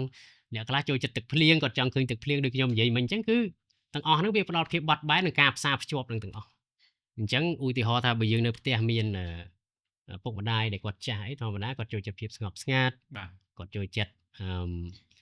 រៀបចំអីកប៉ិចកប៉ុកខ្លួនឯងដូចជាបៃតងបៃអីអូម៉ែគាត់នៅជាន់លើជួនកាលយើងមាន terrace យើងមាន balcony ដែលសម្រាប់គាត់ចេញចូលហ្នឹងគឺគាត់អាចរៀបចំបានដោយមិនចាំបាច់រំខានដល់អ្នកដទៃទៅឡើងចុះអីណាអាហ្នឹងគឺយើងនិយាយក្នុងន័យការរៀបចំលំហហើយនៅការផ្សារភ្ជាប់នេះគឺយើងនិយាយក្នុងន័យបែបហ្នឹងអានេះខ្ញុំសង្ខេបជូនតិចកុំតែបើមានពេលនៅច្រើនតទៀតណាបាទបងចាំ2-3ម៉ោងបាទអញ្ចឹងអូខ្ញុំស្ដាប់បងហើយនឹងវាថា ចូលទៅជាឲ្យមិនចូលចាញ់ទេណាចូលហើយយល់ហើយរបស់ខ្លះតតែលឺពីអ្នកជំនាញហ្មងបើសិនជាយើងអត់បានលឺផ្ទាល់យើងអត់ដឹងទេព្រោះដូចបងមានប្រសាសន៍ចឹងថា sense of belonging ដែលយើងទៅផ្ទះជារបស់យើងចង់យើងមានហេតុផលដែលយើងចង់ទៅបាទព្រោះអ្នកខ្លះអត់ដែលចាប់អារម្មណ៍ទេ បាទ គាត់មានផ្ទះតូចធំក៏ដោយទីណាក៏ដោយចិត្តឆ្ងាយក៏ដោយពាក្យតាថាចង់ទៅផ្ទះហ្នឹងមិនមែនន័យធម្មតាពាក្យហ្នឹងគឺន័យធ្ងន់ណា បាទ បាទ ហ្នឹងហើយយល់ស្រប ដូចខ្ញុំអញ្ចឹងខ្ញុំឆ្លងកាត់ការរស់នៅពីមួយកន្លែងទៅមួយកន្លែងអញ្ចឹងកន្លែងណាក៏ផ្ទះដែរក៏ប៉ុន្តែវាត្រូវមានហេតុផលហ្នឹងហេតុអីមិនជាផ្ទះ ហ្នឹងហើយ បាទដល់ពេលស្ដាប់ចឹងឥឡូវខ្ញុំយល់ជ្រាបហ្មងជ្រាបមកតំផឹង បាទចាំយើងមានពេលយើងថែម3ម៉ោងអេពីសូតអីទៅ បានបង មិនវែងឆ្ងាយ 1ម៉ោងក៏ទៅបានដែរបងមេរៀនហ្នឹងសិនរបស់ការពិតជំនាញបងផ្នែករចនាផ្ទះមើលខាងតការទូទៅឬការរៀបចំផ្ទះហ្នឹងក៏ប៉ុន្តែវាតាក់ទងមួយជីវិតពិត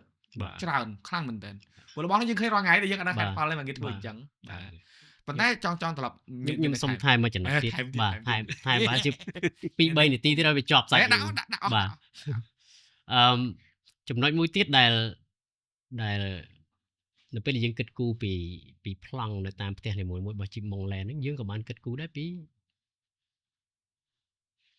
ព្រំដែនរវាងឯកជនភាពហើយនិងភាពសាធារណៈនៅក្នុងផ្ទះណា បាទ អ្នកខ្លះអត់ចាប់អារម្មណ៍ពាក្យហ្នឹងទាំងចុះនៅក្នុងផ្ទះមិនក៏មានពាក្យអីឯកជនភាពអីល័យសាធារណៈអីមិនមែនទេព្រោះក្នុងផ្ទះបើផ្ទះដែលល្អយើងចូលទៅយើងដឹងច្បាស់ថាអូកន្លែងនេះគឺជាកន្លែងដែលប្រើប្រាស់រួមកន្លែងនេះដែលកន្លែងប្រើប្រាស់ពាក់កណ្ដាលរួមកន្លែងនេះគឺជាកន្លែងឯកជនភាពរបស់គេបាទ អង់គ្លេសហៅ privacy បាទ បាទ អញ្ចឹងនៅក្នុងខ្សែដំណើរនៅក្នុងផ្ទះហ្នឹងក៏ត្រូវរៀបចំគិតគូរពីចំណុចហ្នឹងដែរហើយផ្ទះរបស់ Chip Mongland គិតគូរច្បាស់ពីចំណុចហ្នឹងគិតគូរកន្លែងណាដែលចូលមកឲ្យគេឃើញតែឃើញក្នុងន័យថាដូចខ្ញុំនិយាយហ្នឹងផ្សារភ្ជាប់ដែរក៏ប៉ុន្តែឲ្យឃើញត្រឹមចំណុចណាមួយកន្លែងណាដែលយើងចូលទៅគឺថាយើងឲ្យគេឃើញរួមគ្នាហើយរួមសប្បាយជាមួយគ្នាដូចជាខ្ញុំនិយាយថាលំហពីរជាន់មិនអញ្ចឹងលំហពីរជាន់ដើរតួនាទីជាពាក់កណ្ដាលសាធារណៈសម្រាប់គ្រួសារនៅលើអញ្ចឹងភ្ញៀវមកមិនចាំបាច់មកត្រឹមបន្ទប់ទទួលភ្ញៀវអាចឃើញត្រឹមចំណុចណាមួយដែលយើងចង់ឃើញអាចត្រឹមផ្ទះបាយឬអាចត្រឹមចដាអាហ្នឹងមានយើងស្វាគមន៍មនុស្សត្រឹមប៉ុណ្្នឹងសិនបាទប៉ុន្តែបើយើងទៅជាន់បន្ទប់គ្រួសារនៅខាងលើតែម្ដងគឺថាសមាជិកគ្រួសារគាត់អាច enjoy នៅក្នុងន័យជា privacy របស់គាត់បាទដោយមិនរំខានអ្នកដែលដូចថាភ្ញៀវគាត់អញ្ជើញមកដល់អីអញ្ចឹងបាទហើយបើយើងឡើងទៅជាន់បន្តទៀតលើសពីលំហពីរជាន់ហ្នឹងគឺយើងមានដូចតេរ៉ាសរបស់គាត់ដូចអីខាងក្រៅផ្ទះហ្នឹងគឺអាទាំងអស់ហ្នឹងគឺសិតជាឯកជនភាពរបស់គាត់ដែលនៅភ្ជាប់ជាមួយបន្ទប់គាត់ហ្មងទទួលបានចំណុចហ្នឹងមានន័យថាយើងបង្កើតភាពបត់បែនទាំងអស់ហ្នឹងជូនគាត់ហើយក៏យើងគិតគូរពីចំណុចទាំងអស់ហ្នឹងដែរបាទខ្ញុំគ្រាន់តែចង់បន្ថែមចំណុចហ្នឹងបន្តិចទៀតបានបន្ថែមអញ្ចឹងស្រួលព្រោះថាពោះរបស់ខ្លះដូចខ្ញុំនិយាយអញ្ចឹងថាយើងឃើញហើយយើងអត់យល់មិនដឹងសួរពីណាទេបាទតែឥឡូវបាននៅមុខអញ្ចឹងគាត់បញ្យល់ប្រាប់ចេះទៀត free lesson ប៉ុន្តែចង់ត្រឡប់មកបងប្រុស Henry បន្តិចតើទៅជាមួយនឹងយើងក៏លេចមកមើលវិស័យចលនាទ័ពនៅក្នុងស្រុកចឹងវិញបាទបើនិយាយទៅយោងទៅតាមទស្សនវិជ្ជាជាក់ស្ដែងតែម្ដងណាហេតុផលអីបាន Chip Mong Group ជាពិសេសគឺ Chip Mongland ហ៊ានខ្ញុំនិយាយថាហ៊ានដោយសារតែយើងមិនបាច់ឲ្យបងប្អូនអ្នកដែលគាត់ស្ដាប់គាត់គិតខ្លួនឯងថាដោយសារតែគម្រោងមួយធំមែនតើនៅខាងត្បូងភ្នំពេញតើហេតុផលអីទៅដែលធ្វើឲ្យ Chip Mongland ហ៊ានធ្វើគម្រោងមួយនេះបាទគឺជាសំណួរមួយដែលល្អជាពិសេសគឺប្រហែលអតិថិជននិងភ្ញៀវកិត្តិយសជាច្រើនចង់ដឹងពីចំណុចហ្នឹងហើយជាគឺធ្វើទៅបរិបទឥឡូវគឺសេដ្ឋកិច្ចខាងអចលនទ្រព្យមិនសូវល្អបាទក៏ប៉ុន្តែខ្ញុំឃើញជាឱកាសវិញគឺចំណុចហ្នឹងហើយក៏ខ្ញុំឃើញថានៅទីផ្សារនៅស្រុកខ្មែរយើងគឺនៅមានទីផ្សារហើយគឺជា culture ផងយើងដែរប្រជាជនខ្មែរយើងគឺគាត់តែងតែរៀបការហើយគាត់តែងតែចង់បែកចេញពីឪពុកម្ដាយផងគាត់បាទហើយជាអ្នកដែលថែមទៀតអ្នក business entrepreneurship អ្នកគេហៅថា young businessman ហ្នឹងក៏គាត់ចង់មានគេហៅថាផ្ទះខ្លួនគាត់ដែរតែអតិថិជនឥឡូវគឺគាត់គឺ ឆ្លាតជាងមុនពេលដែលគាត់ចង់ទិញផ្ទះអីដែលជាគឺជាការ investment របស់គាត់ឡងទៅយូរអង្វែង បាទ អញ្ចឹងគាត់ត្រូវតែគិតគូរ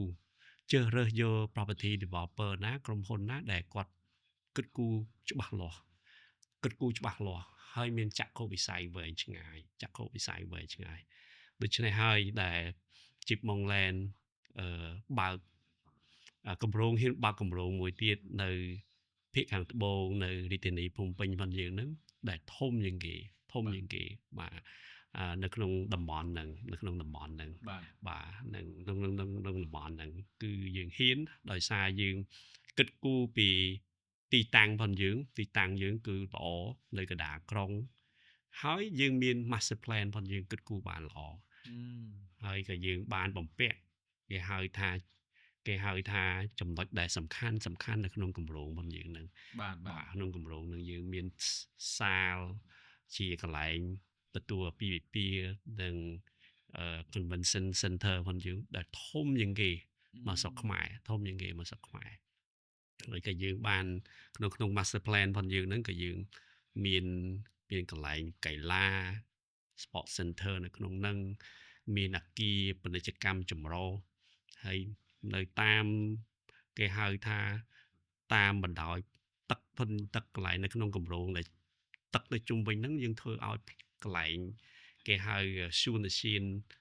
Grand Landmark 271ផងយើងហ្នឹង Grand Landmark 271ផងយើងហ្នឹងអញ្ចឹងយើងគិតគូរទៅដល់ចំណុចហ្នឹងឲ្យទៅអតិថិជនផងយើងហ្នឹងបាទអញ្ចឹងហើយដែលយើងមានទីតាំងគុណភាពសំណង់យើងល្អបាទសំណង់យើងល្អហើយក៏យើងគិតគូរពី master plan យើងបានល្អយើងហ៊ានបើកគម្រោងមួយទៀតដោយសារយើងឃើញមានទីផ្សារមានតម្រូវការបន្តលើចំណុចហ្នឹងបាទអញ្ចឹងហើយដែលបានខ្ញុំជឿជាក់ថា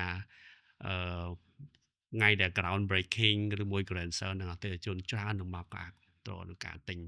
គម្រោងផុត Chip Mongland ហ្នឹងបាទអរគុណមែនតើបងក្នុងការបញ្យល់បកស្រាយនិយាយទៅគម្រោងមួយចំនួនខ្ញុំឃើញដែរការរូបpromo នៅចិត្តពេលដែលខ្ញុំទៅ Mega Mall ខ្ញុំឃើញខ្ញុំចេះឆ្ងល់ចង់ទៅអីគេដាក់រូបកន្លែងហាត់ប្រាណកន្លែងធំអញ្ចឹងដល់ពេលបានឮផ្ទាល់អញ្ចឹងមិននឹងថាអូការពិតគម្រោងនេះគឺគិតគូរវែងឆ្ងាយមិនត្រឹមតែលំនៅឋានទេយើងមានតាំងពីការសហគមន៍នេះមិនមែនទ្រង់ទ្រីតូចទេទ្រង់ទ្រីធំមែនតើបាទមិញឮបងប្រុសលើកឡើងពី master plan ហើយចង់ត្រឡប់មកខាងបងប្រុសវិញបាទទៅលើការប្លង់មេការរចនាប្លង់មេព្រោះធម្មតាគម្រោងតូចស្រួលធ្វើទេតែពេលគម្រោងធំបែបហ្នឹងតើយើងមានការរបៀបរបប4ខ្នាតមិនខ្លះដែរដើម្បីឆ្នៃឲ្យគម្រោងដែលយើងនឹងរៀបចំធ្វើហ្នឹងឲ្យមើលទៅមានប្រសិទ្ធភាពខ្លាំងបាទសូមអរគុណច្រើនបាទដូចប្រាក់លើកឡើងអញ្ចឹងដីបើតូចយើងស្រួលរៀបចំហ៎ត្រឹម 4-5 ហាត់អីយើងដាក់ទៅផ្ទះទៅចប់ហ៎ណាស្រួលហ្មងតែសម្រាប់ Chip Mongland យើងមានដីធំហើយជាទីតាំងល្អដោយអាដាមដោយលោកកញ្ញាលោកមានប្រសាសន៍អញ្ចឹងគឺថាសិតតែទីតាំងល្អបាទតែនេះគឺជាចំណុចវិជ្ជមានមួយដែរសម្រាប់ក្រុមការងារសិក្សាប្លង់ជាពិសេសគឺគម្រោងប្លង់មេហ្នឹងតែជារបស់ដែលគួរជាទីចាប់អារម្មណ៍ហើយជាអ្វីដែលយើងអាចបញ្ចូលពុទ្ធិយើងបាននៅក្នុងជំនាញស្ថាបត្យកម្មឬក៏នគររូបនីយកម្មនេះយើងអាចមានលទ្ធភាពធ្វើបានច្រើននិយាយចឹងវិញបាទនេះបើយើងនិយាយដីបច្រាស់វិញបាទអញ្ចឹងហើយបើសួរថាតើកត្តាអ្វីខ្លះឬក៏យើងត្រូវគិតគូរលើចំណុចអីខ្លះដើម្បីឲ្យគម្រោងប្លង់មេមួយយើងធ្វើទៅវាអាចមានដំណើរការបានជាពិសេសគឺបង្កើតភាពរស់រវើកសម្រាប់គម្រោងជាពិសេសគឺសម្រាប់អ្នករស់នៅបាទអាហ្នឹងគឺជាចំណុចស្នូលមួយដែលយើងបានគិតគូរដែរបាទហើយត្រូវតែគិតគូរតែម្ដងបាទចំណុចមួយដែលជាចំណុចចាប់ផ្ដើមធំបំផុតសម្រាប់ធ្វើម៉េចឲ្យគម្រោងប្លង់មេរបស់យើងហ្នឹងអាចថាមានភាពរស់រវើកនឹងបទកលាគឺដោយលោកមេប្រសាសន៍អញ្ចឹងគឺថាពាក់ព័ន្ធទៅនឹងការបង្កើតផ្លូវសាធារណៈឆ្លងកាត់គម្រោងតែម្ដងជាពិសេសគឺបង្កើតផ្លូវខាត់ខ្វែងបាទពីព្រោះក្នុងន័យរៀបចំតំបន់បើសិនជាយើងអាចបញ្ចូលគេហៅថា grid ឬក៏គេហៅថាកលាចក្រត្រង្គរបស់គម្រោងអភិវឌ្ឍន៍ណាមួយទៅភ្ជាប់ជាមួយនឹងកលាចក្រត្រង្គរបស់តំបន់ហ្នឹង ឬក៏ទីក្រុងហ្នឹងមានន័យថាទាំងអស់វាខ្លាយទៅជាចរន្តណាបាទយើងទៅណាក៏វាអត់ស្ទះយើងទៅណាក៏វាអត់ទាល់សំខាន់ហើយវានឹងខ្លាយទៅជាតំបន់មួយដែលមានសក្តានុពលវានឹងខ្លាយទៅជាទីតាំងមួយដែលមានសក្តានុពលបាទហើយលទ្ធភាពនេះធ្វើបានលុះត្រាតែយើងមានលទ្ធភាពនៅក្នុងវិសាលភាពដីមួយធំដែរបាទដែលយើងអាចធ្វើបានអញ្ចឹងហើយចំណុចស្នូលបើនិយាយថាអូខេធ្វើម៉េចវាភាពរស់រវើកគឺដំបូងគឺត្រូវតែមាន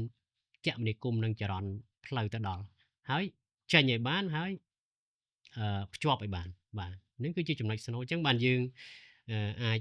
ភាក់អញ្ជើញទៅគម្រោងណារបស់ជីបម៉ុងឡានភាគច្រើនសង្កត់ថាភាគច្រើនណា 99.9% គឺយើងមានផ្លូវដែលជិះកាត់រាល់ថ្ងៃ បាទដែលអាចភ្ជាប់ពីចំណុចស្នូលមួយទៅចំណុចស្នូលមួយរបស់តំបន់ហ្នឹងតែម្ដងឧទាហរណ៍ថាដូចក្រែនភ្នំពេញនេះយើងឃើញមានផ្លូវចេញពីមហាវិថីអង្គរទៅមហាវិថីមិត្តភាពតែ598នោះដូចគ្នាហាណូយនេះទៅភ្នំពេញបាទអញ្ចឹងអាហ្នឹងឯងគឺជាចំណុចស្នូលមួយដែលថាធ្វើម៉េចឲ្យវាមានសកម្មភាពនិងមានចរន្តនៅក្នុងយល់ហេតុតែមិនគាត់ធ្វើផ្លូវឲ្យជិះបានបាទពួកធម្មតាយើងគិតថាបរិយគេធ្វើគេខាំងគេខាំងដល់បាទនេះគឺជាបានស្រាយច្រើនណាស់នេះបាទហើយជាចំណុចស្នូលមួយដែរបាទហើយចំណុចទី2ហ្នឹងបើសិនជាយើងមានវិសាលភាពនៃដីដែលធំហើយគម្រោងដែលមានវិសាលភាពធំយើងចាយច្រើនដែរទៅលើតំបន់មួយចំនួនគេហៅថាតំបន់សម្រាប់ជួបជុំបាទអាហ្នឹងសម្រាប់ការអភិវឌ្ឍដែលមានវិសាលភាពធំជាពិសេសដូចខាងក្រុមហ៊ុនជីបម៉ុងអីយើងមានលទ្ធភាពធ្វើពីព្រោះកន្លែងជួបជុំវាមានសារៈសំខាន់ណាស់បើនិយាយទៅវាដូចជាដៃឆក់ទូចមួយដើម្បីឲ្យមានសកម្មភាពនៃការជួបជុំអញ្ចឹងទទួលបានឧទាហរណ៍ថាបើយើងអញ្ជើញមកក្រែមភ្នំពេញនេះគាត់ឲ្យឃើញខ្លោងទ្វារមកយើងអាចថាកន្លែងហ្នឹងជាស្អីមួយដែលអាចឲ្យយើងធ្វើ event ឬធ្វើសកម្មភាពបានខ្លះមិនអញ្ចឹងហើយក៏អាចជាកន្លែងជួបជុំដែរបាទហើយវាមានកន្លែងជួបជុំជាច្រើនទៀតបើភាសាបច្ចេកទេសគេហៅថា plaza ណាដើម្បីពាក្យហ្នឹងយើងទៅបៃអឺរ៉ុបយើងក៏យើងមានហើយខ្លះអត់តន់ធ្វើបានយល់ត្រាទេបាទបើទៅបៃអឺរ៉ុបទៅអីគេសម្បូរទាំងអស់ហ្នឹងគឺជាធ្វើមិនជាជីវចលនឹងធ្វើមិនមានសកម្មភាពឲ្យធ្វើឲ្យគម្រោងយើងមានភាពរស់បាទដែលយើងចូលទៅវាអត់មានថាយើងទៅពីកន្លែងមួយ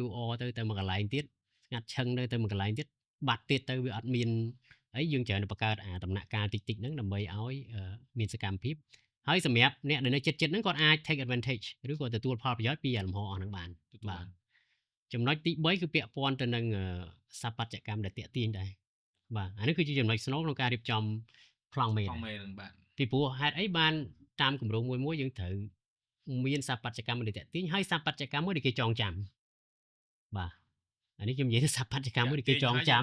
បាទឧទាហរណ៍ខ្ញុំនិយាយសាមញ្ញមិនទាន់ដល់គម្រោងជីបមកខ្ញុំនិយាយថាដូចជានៅភ្នំពេញយើង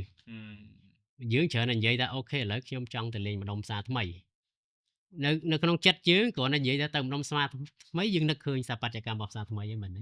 បាទផ្សារថ្មីបាទអញ្ចឹងអាទាំងអស់ហ្នឹងវាផ្ដល់ទៅជាតម្រុយឲ្យមនុស្សយើងក្នុងការចងចាំ visual memory ជា visual memory yes អញ្ចឹងហើយបាននៅក្នុងគម្រោងរបស់ជីបម៉ុងឡែនគ្រប់គម្រោងទាំងអស់យើងអាចថាParkland 6A ឬក៏ឧទាហរណ៍ Parkland 50 ម៉ែត្រឬក៏ Parkland ឬ Landmark 271ឬមួយក្រែមភ្នំពេញចូលទៅច្រើនតែមានអត្តសញ្ញាណស្ថាបត្យកម្មដូចជាកន្លងទ្វារដូចជាមជ្ឈមណ្ឌលហាត់ប្រាណអីគឺថាយើងរៀបចំប្លែកដើម្បីឲ្យវាមានភាពខុសគ្នាហើយមានភាពចងចាំដែលមនុស្សចូលទៅយើងអាចចំណាំថាយើងមកដល់គម្រោងហ្នឹងអញ្ចឹងណាបាទអាហ្នឹងគឺជាអ្វីមួយដែលវាកំណត់អត្តសញ្ញាណផងក៏ប៉ុន្តែវាបង្កនៅភាពគេថាភាពតាក់ទាញសម្រាប់គម្រោងប្លង់មេនឹងមួយផងបាទហើយរឿងនេះយើងមានជំរឿនណាយើងអាចអញ្ចឹងធ្វើដូចគ្នាទៅបានតែយើងអត់ធ្វើអញ្ចឹងយល់គឺយើងត្រូវចាយពេលវេលាចាយថវិកានិងចាយកម្លាំងដើម្បីគិតគូរជូនអតិថិជនដើម្បីគ្រាន់តែថាដូចខ្ញុំលើកមិញអញ្ចឹងគ្រាន់តែអតិថិជននឹកឃើញថាខ្ញុំចង់ទៅ Parkland 6A យើងមានអីនៅក្នុងចិត្តយើងមានចំណាំបាទយើងមានអីចំណាំបាទអាហ្នឹងគឺជាចំណុចស្នូលមួយដែលធ្វើឲ្យ master plan ហ្នឹងមិនត្រឹមតែជាកន្លែងដែលយើងទៅដល់ហើយបានឃើញទេយើងអាចសម័យឃើញបានបាទអានេះគឺជាចំណុចស្នូលនៃស្ថាបត្យកម្មដែលតាក់ទាញហើយបើយើងនិយាយទៅមិនត្រឹមតែមជ្ឈមណ្ឌលដែលយើងប្រើប្រាស់ជាអគាររួមដូចជាមជ្ឈមណ្ឌលហាត់ប្រាណទេសូម្បីតែម៉ូដផ្ទះតាមគម្រោងមួយ យើងមាននិន្នាការក្នុងការបន្ថែមថ្មីទៀតដើម្បីទៅជារសជាតិនិងជារសនិយមសម្រាប់អតិថិជន មានប៉ុណ្្នឹងហើយនៅថែមទៀតណា បាទនឹងមានថែមទៀតបាទដើម្បីធ្វើម៉េចឲ្យរសនិយមនឹងវាកាន់តែមានសម្បូរបែបសម្រាប់គម្រោងមួយ បើតាមស្ដាប់ទៅថាស្រួលពេកអត់ចង់ធ្វើទេព្រោះឡា ពិបាក ឆ្លងពិបាក បាទតិចបានធ្វើបាទព្រោះរបស់ពិបាករបស់ដែលយើងតស៊ូធ្វើវាបានលទ្ធផលចេញមកបានវាដូចអ្វីយើងចង់បានវាខ្លឹមបាទ មានខ្លឹមសារល្អ បាទព្រោះយើងអត់ចង់ថាដូចជាខ្ញុំនិយាយមកផ្ទះមិនអញ្ចឹងណា បាទ យើងអាចទៅយើងជ្រើសរើសសម័យកាលមួយយកមកដាក់មកក៏បានដែរមិនបាច់គិតអីច្រើនទេតែដោយសារយើងរស់នៅក្នុងសម័យកាលនេះយើងមានជា CSR ការទទួលខុសត្រូវសង្គមដើម្បីធ្វើម៉េច contribute ទទួលបាន ចំណុចទី4ខ្ញុំគិតថាអ្វីដែលប្រហែលជាអតិថិជនឬក៏ភ័ក្រក៏ចាប់អារម្មណ៍ដែរគឺតាមគម្រោងយើងមួយយើងមានសួនអាស៊ានវាយើងនិយាយទៅថាសួនធំនៅគ្រប់គម្រោងតែម្ដងបាទបើនិយាយទៅសួននេះគឺយើងឃើញមែនបាទសួនគឺយើងគម្រោងឃើញទាំងអស់សួនយើងចាយដីច្រើនដែរព្រោះយើងនិយាយថា percentage នៃដីណា កន្លែងខ្លះគេអត់ចាយទេណាដីហ្នឹងណា បាទចាយទេ បាទតាមពិតសួនគឺជាចំណុចស្នូលសម្រាប់បើនិយាយថាអ្នករស់នៅជាសហគមន៍ឬក៏មនុស្សយើងត្រូវការបៃតងបាទមិនថាពេលណាទេគឺបៃតងនេះគឺជួយមនុស្សយើងបានច្រើនទាំងសុខភាពផ្លូវកាយទាំងសុខភាពផ្លូវចិត្តបាទយល់ស្របបង ចឹងហើយបានជានៅក្នុងគម្រោងមួយគឺយើងមានសួនចូលតែពី gate មកគឺថាយើងមានទិដ្ឋភាពបៃតងហើយស្រាប់ហើយបាទហើយបន្ទាប់មកយើងតជាមួយនឹងវិថីរបស់យើងមួយគឺយើងមានដាំដើមឈើស្រាប់ដែលខ្ញុំអាចហៅថាជារុក្ខវិថីចុះបាទគឺថាយើង feeling ចំណុចអស់ហ្នឹងតតាំងពី gate មកដល់សួនកណ្ដាលរបស់យើងដែលយើងនិយមហៅថា Central Park នោះបាទអញ្ចឹងចំណុចទាំងអស់ហ្នឹងហើយគឺជាចំណុចមួយដែលយើងគិតគូរពីបើនិយាយទៅសុខភាពផ្លូវកាយសុខភាពផ្លូវចិត្តសម្រាប់អតិថិជនដែរហើយឲ្យគាត់ feel ថាគាត់ relax ជាមួយនឹងធម្មជាតិបៃតងទាំងអស់ហ្នឹងដែរបាទហើយចំណុចមួយទៀតពាក់ព័ន្ធនឹងសួនដូចគ្នាជាគេហៅជាទិដ្ឋភាពទូទៅអ្នកខ្លះគិតថាឲ្យតែមានដីទៅយើងដាំតែស្មៅទៅខ្លាចជាសួនណាមែនទេធ្លាប់លឺឬក៏យើងដាំអីតិចតួចទៅជាសួនណាបាទតែត្រូវយល់ឲ្យស៊ីជម្រៅបន្តិចទៀតហើយថាមនុស្សគាត់ចង់ទៅកន្លែងណាមួយគឺគាត់មានហេតុផលទៅសូម្បីទៅសួនក៏ដោយក៏មានហេតុផលទៅដែរมันអាចថាมันមានហេតុផលហើយនឹកចង់ទៅបើសិនជាมันមានហេតុផលច្បាស់ទេទៅតែម្ដងលែងទៅអញ្ចឹងហើយបានជានៅក្នុងសួនអាស៊ានរបស់យើងដាក់ការខិតខំប្រឹងប្រែងច្រើនគិតច្រើនធ្វើម៉េចដើម្បីឲ្យសួនហ្នឹងមុខងាររបស់វាគឺថាអាចបំរើនៅគ្រប់និន្នាការនិងគ្រប់វ័យរបស់មនុស្សបាទព្រោះអ្នកនៅក្នុងសហគមន៍មិនមែនមានតែវ័យក្មេងទេមានវ័យចាស់មាន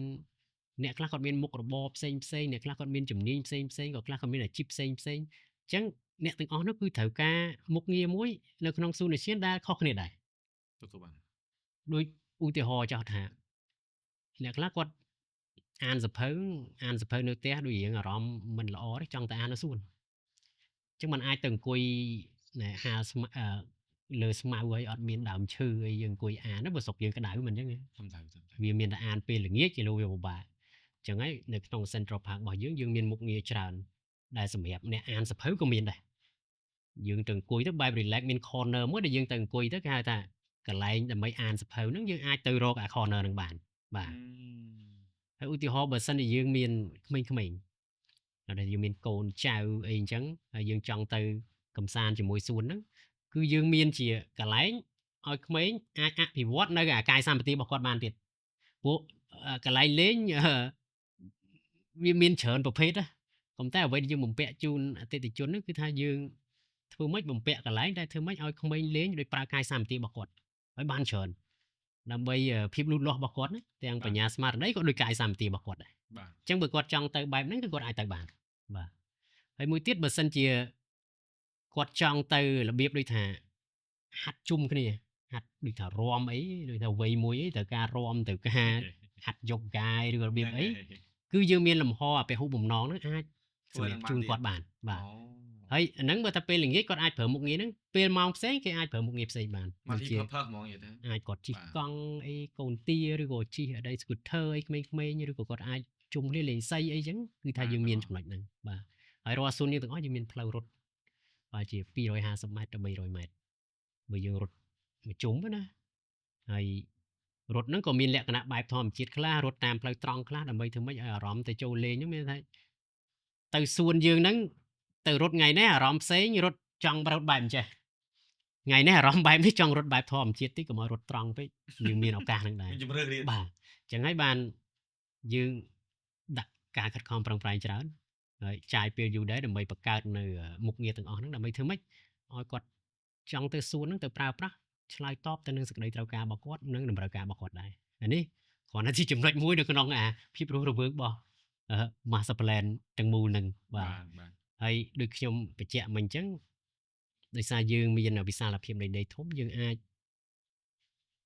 មិនត្រឹមតែជាសួនទេនៅក្នុងគម្រោងរបស់ជីម៉ុងឡែនមួយឥឡូវនេះយើងហ៊ានឈានទៅធ្វើមិនទៅជាប្រព័ន្ធនៃសួនទៀតមានន័យថាសួនដែលភ្ជាប់ដោយរុក្ខវិថីផ្សេងៗអញ្ចឹងសួនមិនមែនមានមួយទេបើគម្រោងធំមែនទែនជួនកាលអាចមានច្រើន បាទអញ្ចឹងហើយបានទាំងអស់ហ្នឹងភ្ជាប់គ្នាជាមួយនឹងរុក្ខវិថីទៅវាទៅជាបណ្ដាញនៃសួនបៃតងនៅក្នុងគម្រោង បាទ អញ្ចឹងជាពិសេសល្អសម្រាប់គាត់ចង់មានបរិយាកាសផ្សេងៗនៅតាមសួនមួយហ្នឹងវាមានមុខងារផ្សេងៗទៅទៀត បាទ បាទនេះហើយជាចំណុចមួយដែលគិតថាជាការរស់រវើកសម្រាប់គម្រោងរបស់យើង បាទ ហ្នឹងដែលភាក់សួរមិញហ្នឹង បាទ ហើយចំណុចទី4ដែលធំបំផុតហ្នឹងគឺមជ្ឈមណ្ឌលពាណិជ្ជកម្មឬក៏អាចនិយាយថាតំបន់អាជីវកម្មចុះ បាទ អញ្ចឹងបើយើងទៅគម្រោងដោយសារចំណុចទី1គឺយើងមានទីតាំងល្អទីតាំងសិតតែកន្លែងល្អហើយយើងមានប្រព័ន្ធគមនាគមន៍និងបណ្ដាញផ្លូវដែល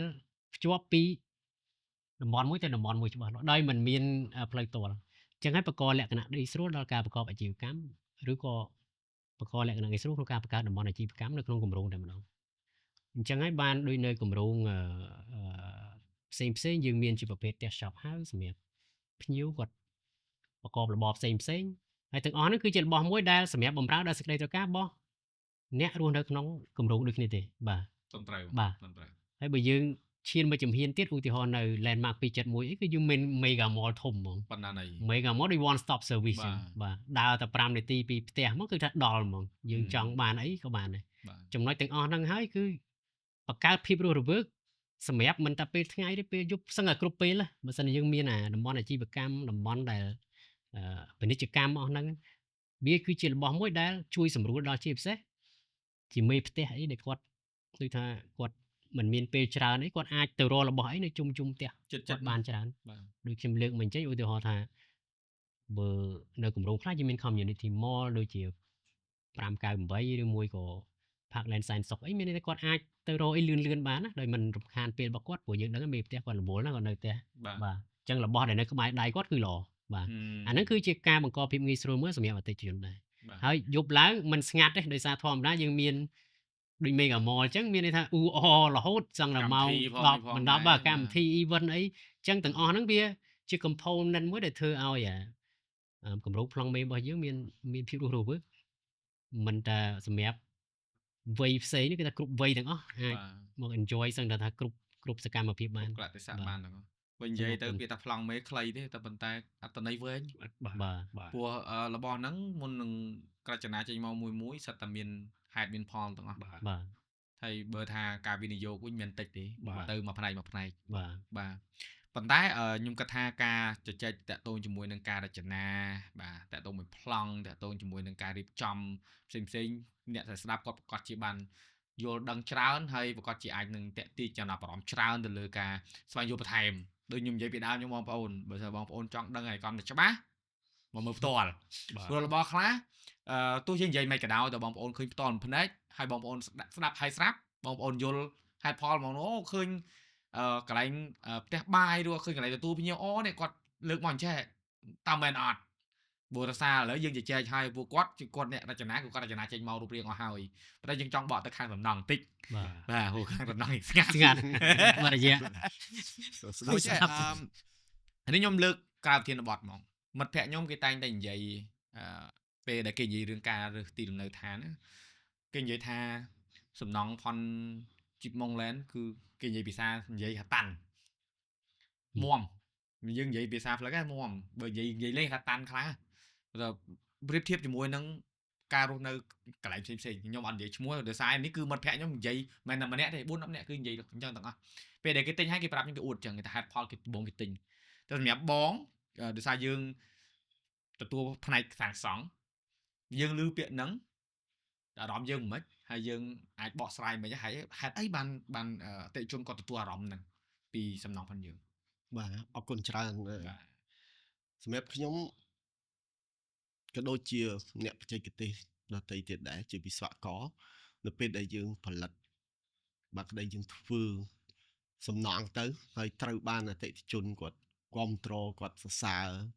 គាត់ជឿជាក់ទៅលើអ្វីដែលជាលទ្ធផលយើងធ្វើបានហ្នឹងយើងសប្បាយចិត្ត បាទ បាទយើងសប្បាយចិត្តនៅក្នុងការបំពេញការងារហ្នឹងប៉ុន្តែខ្ញុំចង់បញ្ជាក់ថាតើយើងត្រូវធ្វើម៉េចដើម្បីឲ្យសំណងរបស់យើងហ្នឹងមានគុណភាពហើយយូរអង្វែងទៀតពីព្រោះយើងមានគោលដៅមួយថាផ្ទះយើងវាត្រូវតកូនតចៅជាគេដំណើរបាទដូចយើងបានស្ដាប់ពីការបកស្រាយរបស់ខាងរចនាប្លង់ហើយគឺយើងត្រូវការប្រើប្រាស់រចនាបថហ្នឹងគឺវែងឆ្ងាយទៅមុខបាទអញ្ចឹងអាចរក្សារបស់នឹងបានវាតល់តាសំណងហ្នឹងវាជាប់បានយូរដូចគ្នាបាទអញ្ចឹងតើវាមានចំណុចអីខ្លះបើយើងឃើញសំណងទូទៅនៅគ្រប់កន្លែងគឺពេលខ្លះវាមានអាយុកាលខ្លីទៅពេលខ្លះវាមានអាយុកាលវែងទៅប៉ុន្តែយើងមើលថាសំណងទាំងអស់ហ្នឹងគឺវាធ្វើពីរូបធាតុបេតុងស៊ីម៉ង់ខ្សាច់ដែកដូចគ្នាហេតុអីបានជាមានសំណងខ្លះមានរយៈពេលខ្លីវាខូចខាតមានសំណងខ្លះវាមានរយៈពេលយូរអង្វែងកន្លែងហ្នឹងគឺជាចំណុចសំខាន់អញ្ចឹងខ្ញុំនឹងបកស្រាយជូនថាតើយើងត្រូវធ្វើម៉េចដើម្បីឲ្យសំណងដែលយើងធ្វើហើយអាចមានរយៈពេលយូរអង្វែងតកូនតចៅជាគេដំណើរបាទនេះគឺជាគោលដៅសំខាន់ដែលក្រុមហ៊ុន Chip Mongland គិតគូរបាទពុំមែនធ្វើត្រឹមតែចំនួនឪពុកម្ដាយហើយសំដងនឹងខូចទេបាទកូនចៅហើយចៅទួតទៀតបាទវាអានេះវាជាអ្វីដែលក្រុមហ៊ុនចង់បានបាទអញ្ចឹងសម្រាប់ខ្ញុំជាអ្នកបច្ចេកទេសគឺទី1មិញយើងបានស្ដាប់ហើយថាការគិតគូរអំពីរចនាបថគឺមានភាពស្មុគស្មាញច្រើនណាបាទចង់បានបន្ទប់ទលាយអីចឹងច្រើនណាអញ្ចឹងការគិតគូរគឺវាត្រូវការគិតគូរពីក្រុមជំនាញអ្នកគណនាគ្រឿងបង្គុំសំណង់អញ្ចឹងក្រុមហ៊ុន Chip Mongland យើងមានផ្នែកគណនាគ្រឿងបង្គុំសំណង់អញ្ចឹងបានជារចនាបថរបស់អ្នកស្ថាបត្យករគាត់ច្នៃរបៀបមិនក៏ដោយគឺយើងយកគំនិតទាំងអស់ហ្នឹងយកមកដើម្បីរៀបចំជាប្លង់បាទរៀបចំជាប្លង់គណនាក្រងឆ្អឹងពីព្រោះយើងឃើញមានបន្ទប់ខ្លះធំបាទភាគច្រើនសំណង់បើងាយស្រួលបំផុតគឺយើងធ្វើតូច4ម៉ែត្រខ្លីមិនពិបាកគិតច្រើនហើយក៏មិនពិបាកស្មុគស្មាញដែរប៉ុន្តែសម្រាប់រចនាបថរបស់ក្រុមហ៊ុន Chip Mongland យើងឃើញមានបន្ទប់ខ្លះធំ6ម៉ែត្រក៏មានបាទ7ម៉ែត្រក៏មានអញ្ចឹងយើងត្រូវការក្រុមបច្ចេកទេសដើម្បីគណនាបាទធ្វើឲ្យគ្រឿងបង្គុំដែលយើងគិតនឹងវាត្រឹមត្រូវទៅតាមស្តង់ដារបច្ចេកទេសអាចធានាបាននៅទម្ងន់បាទបន្ទុកដែលត្រូវសកត់នៅលើផ្ទះហ្នឹងបាទអញ្ចឹងគឺយើងយកចិត្តទុកដាក់ទៅលើការគិតគូររឿងគណនាប្លង់អីចឹងដែលយើងនិយាយថាតាន់ណាតាន់គឺដែកគ្រប់គ្រាន់បេតុងគ្រប់គ្រាន់ហើយមានការគិតគូរអំពីមេគុណសុវត្ថិភាពច្បាស់លាស់ទៅតាមស្តង់ដារបច្ចេកទេសនៃការគណនាចំណុចមួយទៀតសម្រាប់គ្រឿងបង្គុំដែលអាចល្អបានដូចខ្ញុំនិយាយខាងដើមគឺតាក់ទងនឹងពុំហ្នឹងហើយអញ្ចឹងខ្ញុំបកស្រាយរួចហើយនៅពេលដែលយើងគិតគូរបានល្អហើយប៉ុន្តែបើពេលដែលយើងយកមកអនុវត្តយើងអត់មានសម្ភារៈដែលត្រូវអនុវត្តហ្នឹងមិនល្អ ក៏វាអត់បានទទួលលទ្ធផលល្អដែរអញ្ចឹងពុំនេះក៏ជាចំណុចមួយដែលអាចជួយឲ្យគុណភាពរបស់គ្រឿងបង្គុំវាប្រសើរដែរចំណុចមួយទៀតចំណុចទី3នៅក្នុងផ្ទះរបស់ក្រុមហ៊ុន Chimong Land យើងគឺមានបណ្ដាញភ្លើងបណ្ដាញទឹកបាទដែលមានបង្កប់នៅក្នុងជញ្ជាំងដែលមាននៅក្នុងពិដានអញ្ចឹងគឺយើងយកចិត្តទុកដាក់ក្នុងការគិតគូររៀបចំបច្ចេកទេសក្នុងការដំឡើងទុយោទឹកដំឡើងប្រព័ន្ធខ្សែភ្លើងធ្វើម៉េចឲ្យបណ្ដាញទាំងអស់នោះអាចប្រើប្រាស់បានយូរអង្វែងហើយមានសមត្ថភាពគ្រប់គ្រាន់បាទក្នុងការប្រើប្រាស់បាទចំណុចទី4ផ្នែកស្ថាបត្យកម្មពោះយើងនិយាយពីផ្ទះទាំងមូលវាផ្គុំឡើងច្រើនដែរបាទអញ្ចឹងខ្ញុំរៀបរាប់ឲ្យអស់បាទអស់សេចក្តីបាទក្តីថាក្រោយពីយើងបានគ្រឿងបង្គុំរឹងមាំហើយប៉ុន្តែបើផ្នែកស្ថាបត្យកម្មមួយចំនួនយើងមិនយកចិត្តទុកដាក់ដូចជាការរៀបឥដ្ឋការបោកជញ្ជាំងការលាបថ្នាំការធ្វើការពារជំរាបទឹកផ្សេងក៏ស្ថិតនៅក្នុងស្តង់ដារដែលយើងត្រូវគិតគូរដែរបាទអ្វីគឺយើងអនុវត្តដូចគ្នាដូចយើងតែងពិនិត្យឃើញថាពីការឋានពីគម្រោងមួយទៅគម្រោងមួយរបស់ក្រុមហ៊ុន Chimong មានគុណភាពដូចគ្នាបាទគឺយើងអនុវត្តស្តង់ដារតែមួយដូចគ្នាបាទដែលត្រូវបានគិតគូរពីអ្នកបច្ចេកទេសអញ្ចឹងគ្មានការឋានណាមួយឬក៏គ្មានគម្រោងណាមួយដែលធ្វើអ្វីផ្សេងពីគោលការណ៍ឬក៏ពីរបៀបធ្វើការងាររបស់ក្រុមហ៊ុនដែលបានដាក់ឲ្យធ្វើទេអញ្ចឹងគឺយើងទទួលបានគុណភាពដូចគ្នាសម្រាប់ការងារទាំងអស់ហ្នឹងវាត្រូវការសម្ភារៈបាទត្រូវការសម្ភារៈអញ្ចឹងសម្ភារៈរបស់យើងឃើញហើយថាក្រុមហ៊ុនមានកន្លែងផលិតសម្ភារៈមួយចំនួនបាទដូចជាយើងមានការផលិតក្បឿង Chimong បាទក្បឿងខ្លួនឯងបាទក្បឿងខ្លួនឯងបាទយើងមានការផលិតទុយោ PVC បាទសម្រាប់បម្រើឲ្យប្រព័ន្ធនៅក្នុងផ្ទះបាទ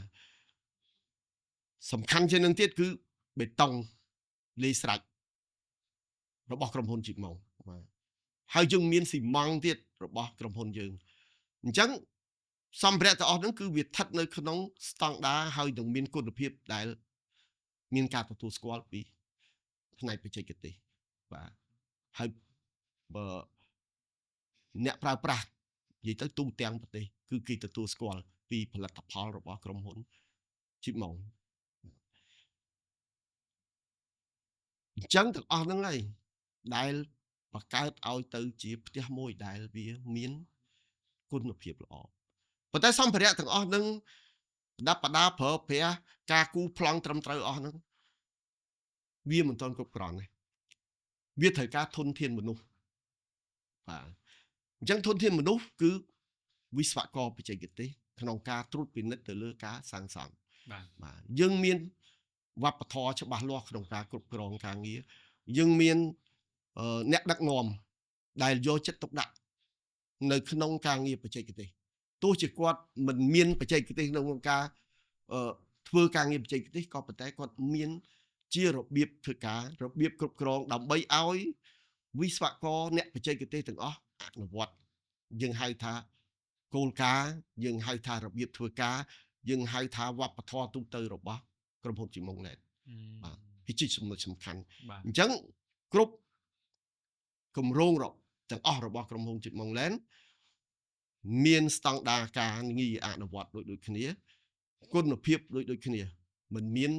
ការឋានណាមួយដែលខុសគ្នាទេបាទនេះហើយដែលធ្វើឲ្យអតិថិជនគាត់តែងលើកឡើងថាគម្រោងរបស់យើងមានភាពរឹងមាំបាទរឹងតាន់បាទហើយខ្ញុំពាក្យហ្នឹងវិញពេលដែលក្រុមការងារតាក់ទងមកខ្ញុំចង់សួរសំណួរហ្នឹងហ្មងព្រោះខ្ញុំឮមិត្តភក្តិខ្ញុំនិយាយចឹងទាំងអស់បាទដល់ស្ដាប់គាត់បកស្រាយពាក្យមួយម៉ាត់ហ្នឹងតែស្រឿងឡើងច្រើនណាស់បាទមានគ្រឿងផ្សំមានអីចឹងឃើញថាថ្ងៃនេះខ្ញុំបានរៀនបានច្រើនប៉ុន្តែមុនទៅខ្ញុំមាន របស់នៅក្នុងចិត្ត2 3សំណួរទៀតចង់សួរទៅបងប្រុស បាទ បាទតាក់ទងជាមួយនឹងសង្កេតមើលទៅលើគាត់ឥឡូវដែលក្តៅមិញ បាទ តិចទៀតខែភ្លៀងទៀត បាទ សង្កេតមើលឃើញថាជីបម៉ុងឡែនមិនលិចទឹក បាទ តើអ្វីទៅដែលជាគេថាគ្រឿងផ្សំពិសេសដែលធ្វើឲ្យហេដ្ឋារចនាសម្ព័ន្ធសំណង់ក៏ដូចជាវាមានតែផ្លូវយើងមានលូយើងមានប្រព័ន្ធបង្ហូរទឹកអីហ្នឹងដែលធ្វើឲ្យជីបម៉ុងឡែននៅតំបន់នីមួយៗហ្នឹងមិនប្រឈមនឹងបញ្ហាហ្នឹង បាទ បាទ បាទសួរខ្ញុំឬមួយសួរ និយាយទៅសំណួរនេះខ្ញុំគាត់ថា open question open question តែខ្ញុំចង់សុំជម្រាបបងមុន អរគុណច្រើនការពិតដូចតែខ្ញុំលើកពីដើមមកគឺថាប្រព័ន្ធគឺទី1គឺ master plan ពាក្យតែ master plan តែមួយហ្នឹងមិនមែនតែលើសំដៅទៅលើផ្លូវទៅលើគេហៅថាសួន បាទ ឬអីផ្សេងសូម្បីតែប្រព័ន្ធក្រោមគេហៅថាក្រោមដីក្នុងដីដែលយើងបានគិតគូរ design ច្បាស់លាស់ បាទ បាទដែលជាប្រព័ន្ធគេហៅប្រព័ន្ធ infrastructure របស់យើងហ្នឹង បាទ នៅក្នុងដីហ្នឹងដែលមានលូប្រកបលូមានអីហ្នឹងយើងមានការគិតគូរ design ច្បាស់លាស់ បាទ អញ្ចឹងហើយដែលមានគិតគូរ design ហើយយើងអត់គេហៅថាសំចៃហៅភាសាសាមញ្ញគេហៅថាម្ចាស់បរិយខ្លះគាត់កេងបាទភាសាសាមញ្ញគាត់រិះថាំ បាទ គាត់អត់ត្រូវធ្វើតាមបច្ចេកទេសតែជីបម៉ុងឡែនយើងធ្វើយើងមានការ design ច្បាស់លាស់ហើយយើងធ្វើតាមស្តង់ដារបច្ចេកទេសអញ្ចឹងលូផងយើងនឹងយើងដាក់អាលូដែលស្តង់ដាធំហើយយើងមានប្រព័ន្ធគេហៅថា outlet ភាសាបច្ចេកទេហៅ outlet ហ្នឹងដើម្បីបណ្ដោះទឹកពេលដែលវាភ្លៀងមកអញ្ចឹងហើយដែលភ័ក្របានដឹងគ្រប់គម្រោងទាំងអស់ផងជីបម៉ុងឡែនភ្លៀងប៉ុណ្ណាក៏អត់អាចលិចចូលនៅក្នុងជីបម៉ុងឡែនបានដែរមានតែប្រព័ន្ធហូរបណ្ដោះទឹកហ្នឹងគឺចេញដោយងាយស្រួលគឺចំណុចហ្នឹងគ្រប់កន្លែងគ្រប់គម្រោងផងយើងហើយ outlet ផងយើងដែលចេញហ្នឹងយើងមិនគិតថាតែមួយយើងមានការគិតគូរ design ហើយគេហៅថាមានគេហៅមុនតែយើងអនុវត្តនឹងខាងវិស្វករខាង infrastructure MEP design ហ្នឹងគេហៅថាធ្វើcalculation flow ការសិក្សាអាហ្នឹងគឺចំណុចហ្នឹងយើងគិតគូរចំណុចហ្នឹងគឺបានច្បាស់លាស់ហើយពីលើហ្នឹងគឺការ commitment ពីការបញ្ញាចិត្តពីថ្នាក់ដឹកនាំថាត្រូវធ្វើអីគឺល្អឲ្យតែអតិថិជនរបស់យើងកុំឲ្យគាត់ពេលណាដែលភ្លៀងទៅបារម្ភមើលការលិចចូលផ្ទះគាត់ឬមួយអីហ្នឹងយើងអត់យើងគិតគូរលំអិតទៅដល់នឹងឲ្យអតិថិជនរបស់យើងសូម្បីតែគេហៅប្រព័ន្ធនៅក្រោមដីហ្នឹងគម្រោងជីបម៉ុងឡែនទាំងអស់ត្រូវតែគិតគូរប្រព័ន្ធក្រោមដីដូចជាខ្សែកាបខ្សែកាបទូរទស្សន៍ប្រព័ន្ធអ៊ីនធឺណិតត្រូវតែបញ្ចូលនៅក្នុងគម្រោងឲ្យតែអតិថិជនឲ្យការរស់នៅរបស់គាត់ហ្នឹងគេហៅថាងាយស្រួលពាក្យសម្ញងាយស្រួលកុំឲ្យគាត់ថាចូលរស់នៅក្នុងគម្រោងជីបម៉ុងឡែនសូម្បីតែប្រព័ន្ធក្រោមដីខ្សែកាបអ៊ីនធឺណិតអត់មានពិបាកទៅដល់គាត់រងចាំអីហ្នឹងយើងគិតគូរទៅដល់ detail ហ្នឹងឲ្យតែអតិថិជនរបស់យើង និយាយទៅអ្នកទាំងអស់គ្នាបើសិនជាបងប្រុសអត់បានចោះទៅការដ្ឋានផ្ទាល់ឬក៏ទៅមើលផ្ទាល់ទេគាត់អត់ដឹងរឿងទាំងអស់នេះទេព្រោះសំណួរចាក់សួរហ្នឹងគឺក៏ពិតមានហេតុផលបកស្រាយដល់អត់ចាំបាច់បញ្យល់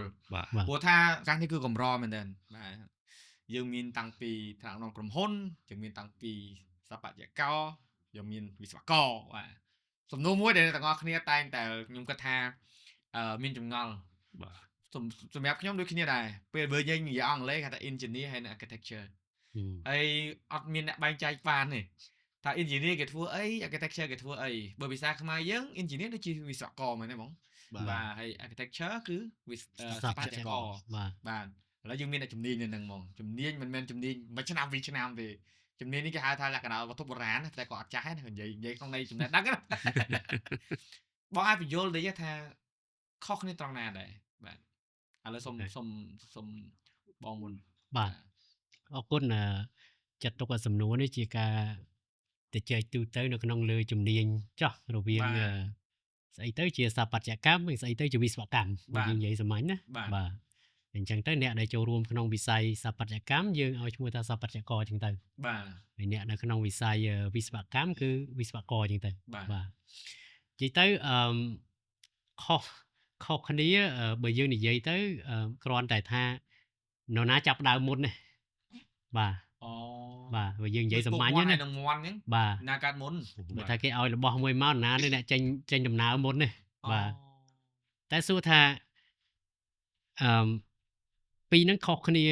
ជ្រាលជ្រៅអត់មិនខុសគ្នាជ្រាលជ្រៅប្រហែលទេដោយសារសម័យបច្ចុប្បន្ននេះវាត្រូវតែមានចំណេះដឹងទៅលើជំនាញផ្សេងហ្នឹងឲ្យបានទូលំទូលាយដូចគ្នាបាទក៏ប៉ុន្តែបើយើងនិយាយថាអូខេតើទូនីតិពិតប្រាកដរបស់សាបច្ចករធ្វើអីបើយើងនិយាយចំទៅគឺជាអ្នកចេញម៉ូតបាទគឺជាអ្នកចេញម៉ូតបាទចេញម៉ូតឧទាហរណ៍ថាយើងមានគម្រោងមួយមកយើងអ្នកចេញម៉ូតដបងដៃទទួលគម្រោងពី client មក client ដែរខ្ញុំចង់បានចេះបានចុះគឺថាទូនីតិរបស់សាបច្ចករនេះគឺចេញដំណើរមុនគេបាទថាតើចេញជាតម្រង់អីសិនចេញម៉ូតអីសិនបាទមុខងារខាងក្នុងហ្នឹងវាយ៉ាងម៉េចសិនបាទត្រូវការទំហំប្រមាណអីប្រមាណអញ្ចឹងហើយទៅតាមជំនាញរបស់យើងដែលសិក្សាហ្នឹងព្រោះដូចខ្ញុំបញ្ជាក់ពីដើមអញ្ចឹងសាបច្ចករវាស្ថិតនៅក្នុងទម្រង់មួយពាក់កណ្ដាលសិល្បៈដល់ពីមុនជាសិល្បៈសុទ្ធសាធគិតតែពីរឿងការធ្វើមួយឲ្យស្អាតទេបាទក៏ប៉ុន្តែមកដល់សម័យបច្ចុប្បន្ននេះស្ថាបត្យករត្រូវតែគេថាបន្សាំខ្លួនជាមួយនឹងចំណេះដឹងផ្សេងទៀតដែលចូលនៅក្នុងនៃបច្ចេកទេសដែរបាទឧទាហរណ៍ថាយើងត្រូវមានចំណេះដឹងខាងផ្នែកសិល្បៈនឹងជាគូលឲ្យបានច្រើនព្រោះយើងជាអ្នកចេញម៉ូតបន្ទាប់មកយើងក៏ត្រូវមានជំនាញផ្សេងទៀតពាក់ព័ន្ធទៅនឹងដូចខាងវិស្វកម្មនឹងមានគ្រឿងបង្គំសំណង់មានប្រព័ន្ធទឹកប្រព័ន្ធភ្លើងនៅក្នុងហ្នឹងគ្រាន់តែជា knowledge ដែលយើងត្រូវដឹងបាទតែបើនិយាយជាសាមញ្ញហ្មងគឺថាជាអ្នក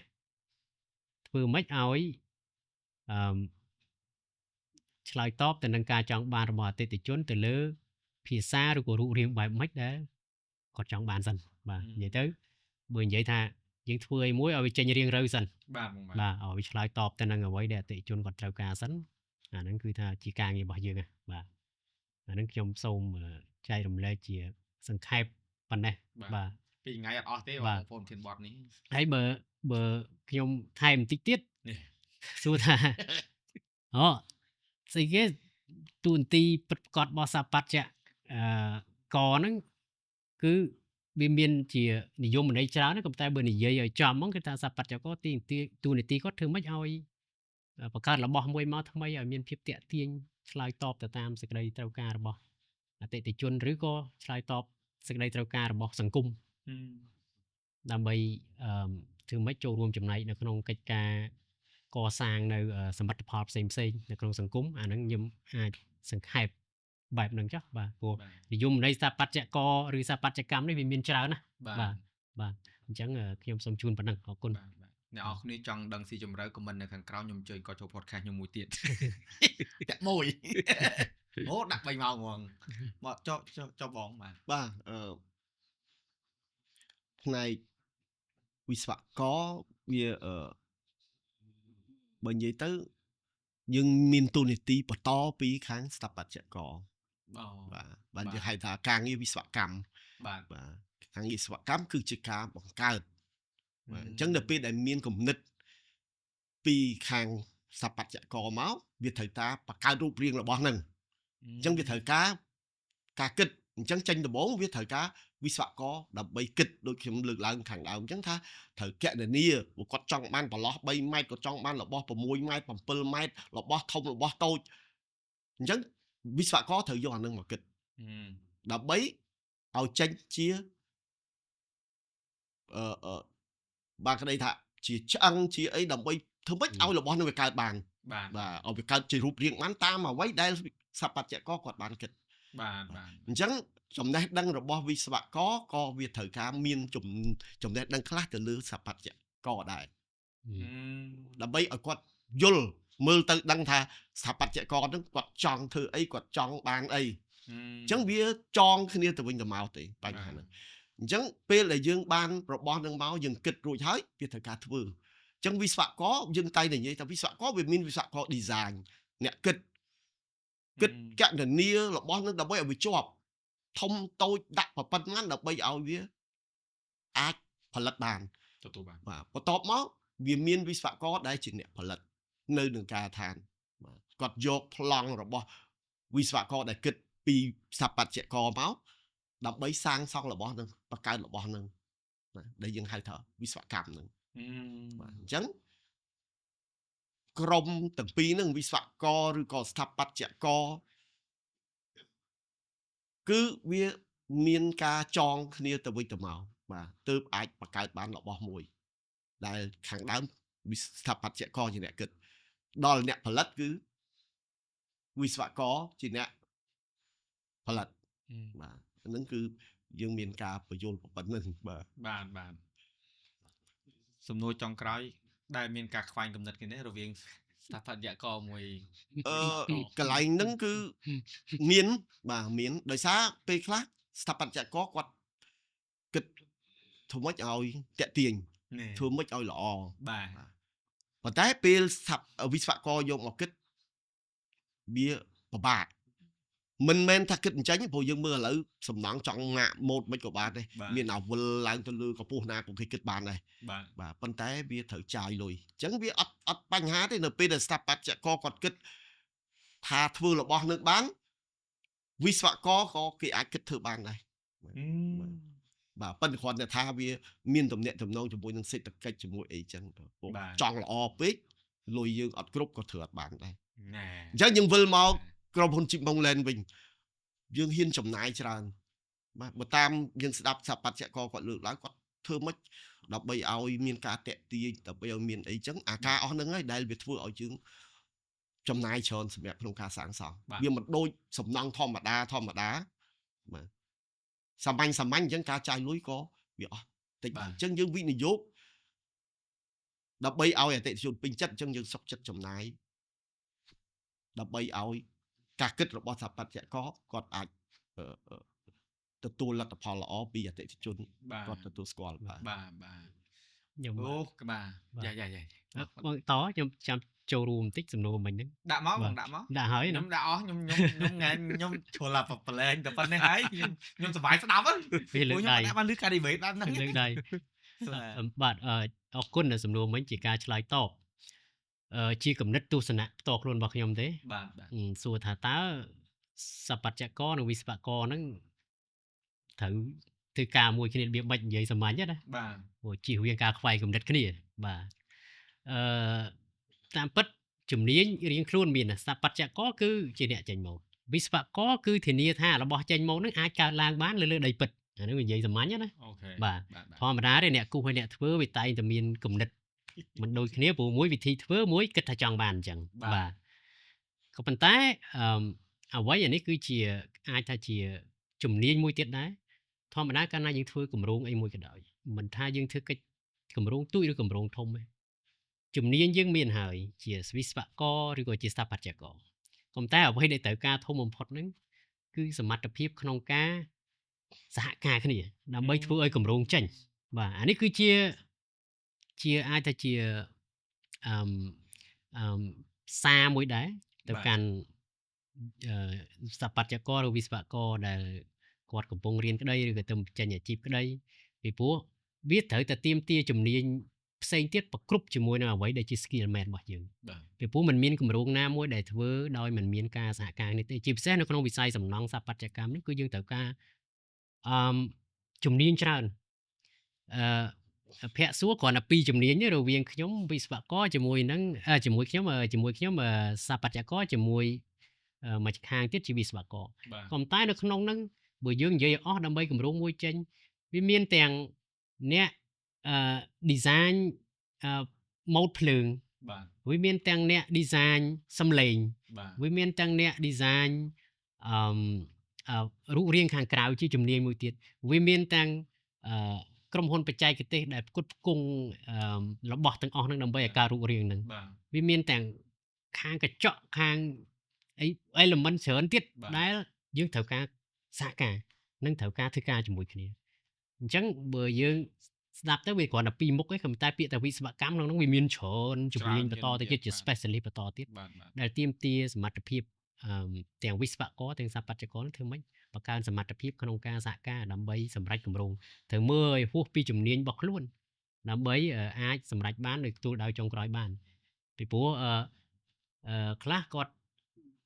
ចេញមកគេហៅថាប្រកាន់រៀងខ្លួនទៅលើជំនាញហ្នឹងខ្ញុំសបត្តិករខ្ញុំមានសិទ្ធិខ្លាំងណាស់ក្នុងការរក្សាមុខរបស់ខ្ញុំដល់ទីបំផុត ទោះបីថាអ្នកណាមានយោបល់អីគឺខ្ញុំមិនតាមទេអាហ្នឹងគឺជាគំនិតមួយដែលរៀងលំបាកក្នុងការធ្វើឲ្យអារបស់ដែលខ្លួនគូសហ្នឹងកើតនៅលើដីបានបាទហ្នឹងគឺខ្ញុំនិយាយធៀបពិតបាទហើយ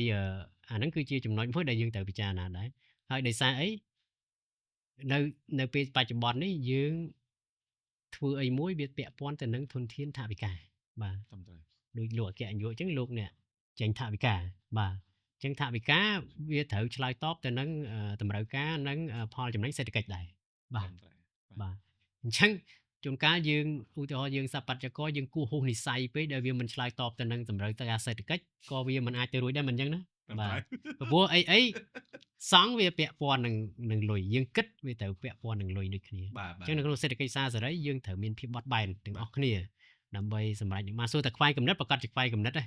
ក៏ប៉ុន្តែវាត្រូវមានកិច្ចសហការបាទដើម្បីសម្រេចគម្រោងនឹងបាទអរគុណបាទនិយាយទៅខ្ញុំគិតថា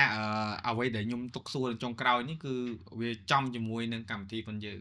បាទយើង unfold បាទមិនដែលយើងឲ្យដឹងរឿងពីក្រោយឆាកបាទមកយល់ដឹងឲ្យស៊ីជម្រៅថាផ្ទះដែលបងប្អូនកំពុងនៅក្នុង Chip Mongland ណាមួយក៏ដោយគឺឆ្លងកាត់ការគេថាផ្លាស់ប្ដូរគំនិតការគូការវាស់ការពិចារណាច្រើនណាទ្រាំតែបានគាត់នៅហើយហេតុផលដែលគាត់មានហ្នឹងក៏ជាអ្វីដែលបងប្រុសក៏ដូចជាក្រុមការងារទាំងអស់គិតគូរអស់ហើយថាចង់ឲ្យពួកគាត់មានអារម្មណ៍បែបណាការជជែកនេះខ្ញុំគិតថាទៅរកកន្លែងចប់ឃើញទេអញ្ចឹងយើងអាចនឹងទុកទៅវគ្គបន្តទៀតព្រោះថាវគ្គបន្តទៀតយើងនឹងមានប្រធានបទពិសេសក៏ដូចជាអាចមានរឿងច្រើនទៀតនឹងជជែកឲ្យកាន់តែស៊ីជម្រៅក៏ដូចជាសង្ឃឹមថាបងប្អូនដែលបានស្ដាប់នៅក្នុងវគ្គនេះបានយល់ដឹងបន្ថែមខ្ញុំមិនថាបន្ថែមធម្មតាបន្ថែមច្រើនហ្មងរឿងផ្ទៃក្នុងរបស់ Chip Mongland គឺគាត់បើកអស់ហើយបាទតាំងពីសំណង់បាទតាំងពីការរចនាបាទតាំងពីការរៀបចំការដឹកនាំបាទរបៀបរបបនៅក្នុងការដឹកនាំចក្ខុវិស័យឆន្ទៈរបស់ក្រុមហ៊ុនគឺចែកអស់ហើយហើយបងប្អូនមានចម្ងល់ទេបងប្អូនអាចមកមើលបានបើផ្ទះគំរូគេអត់មានទៅណាទេគឺនៅតាមគម្រោងទាំងអស់គឺមាន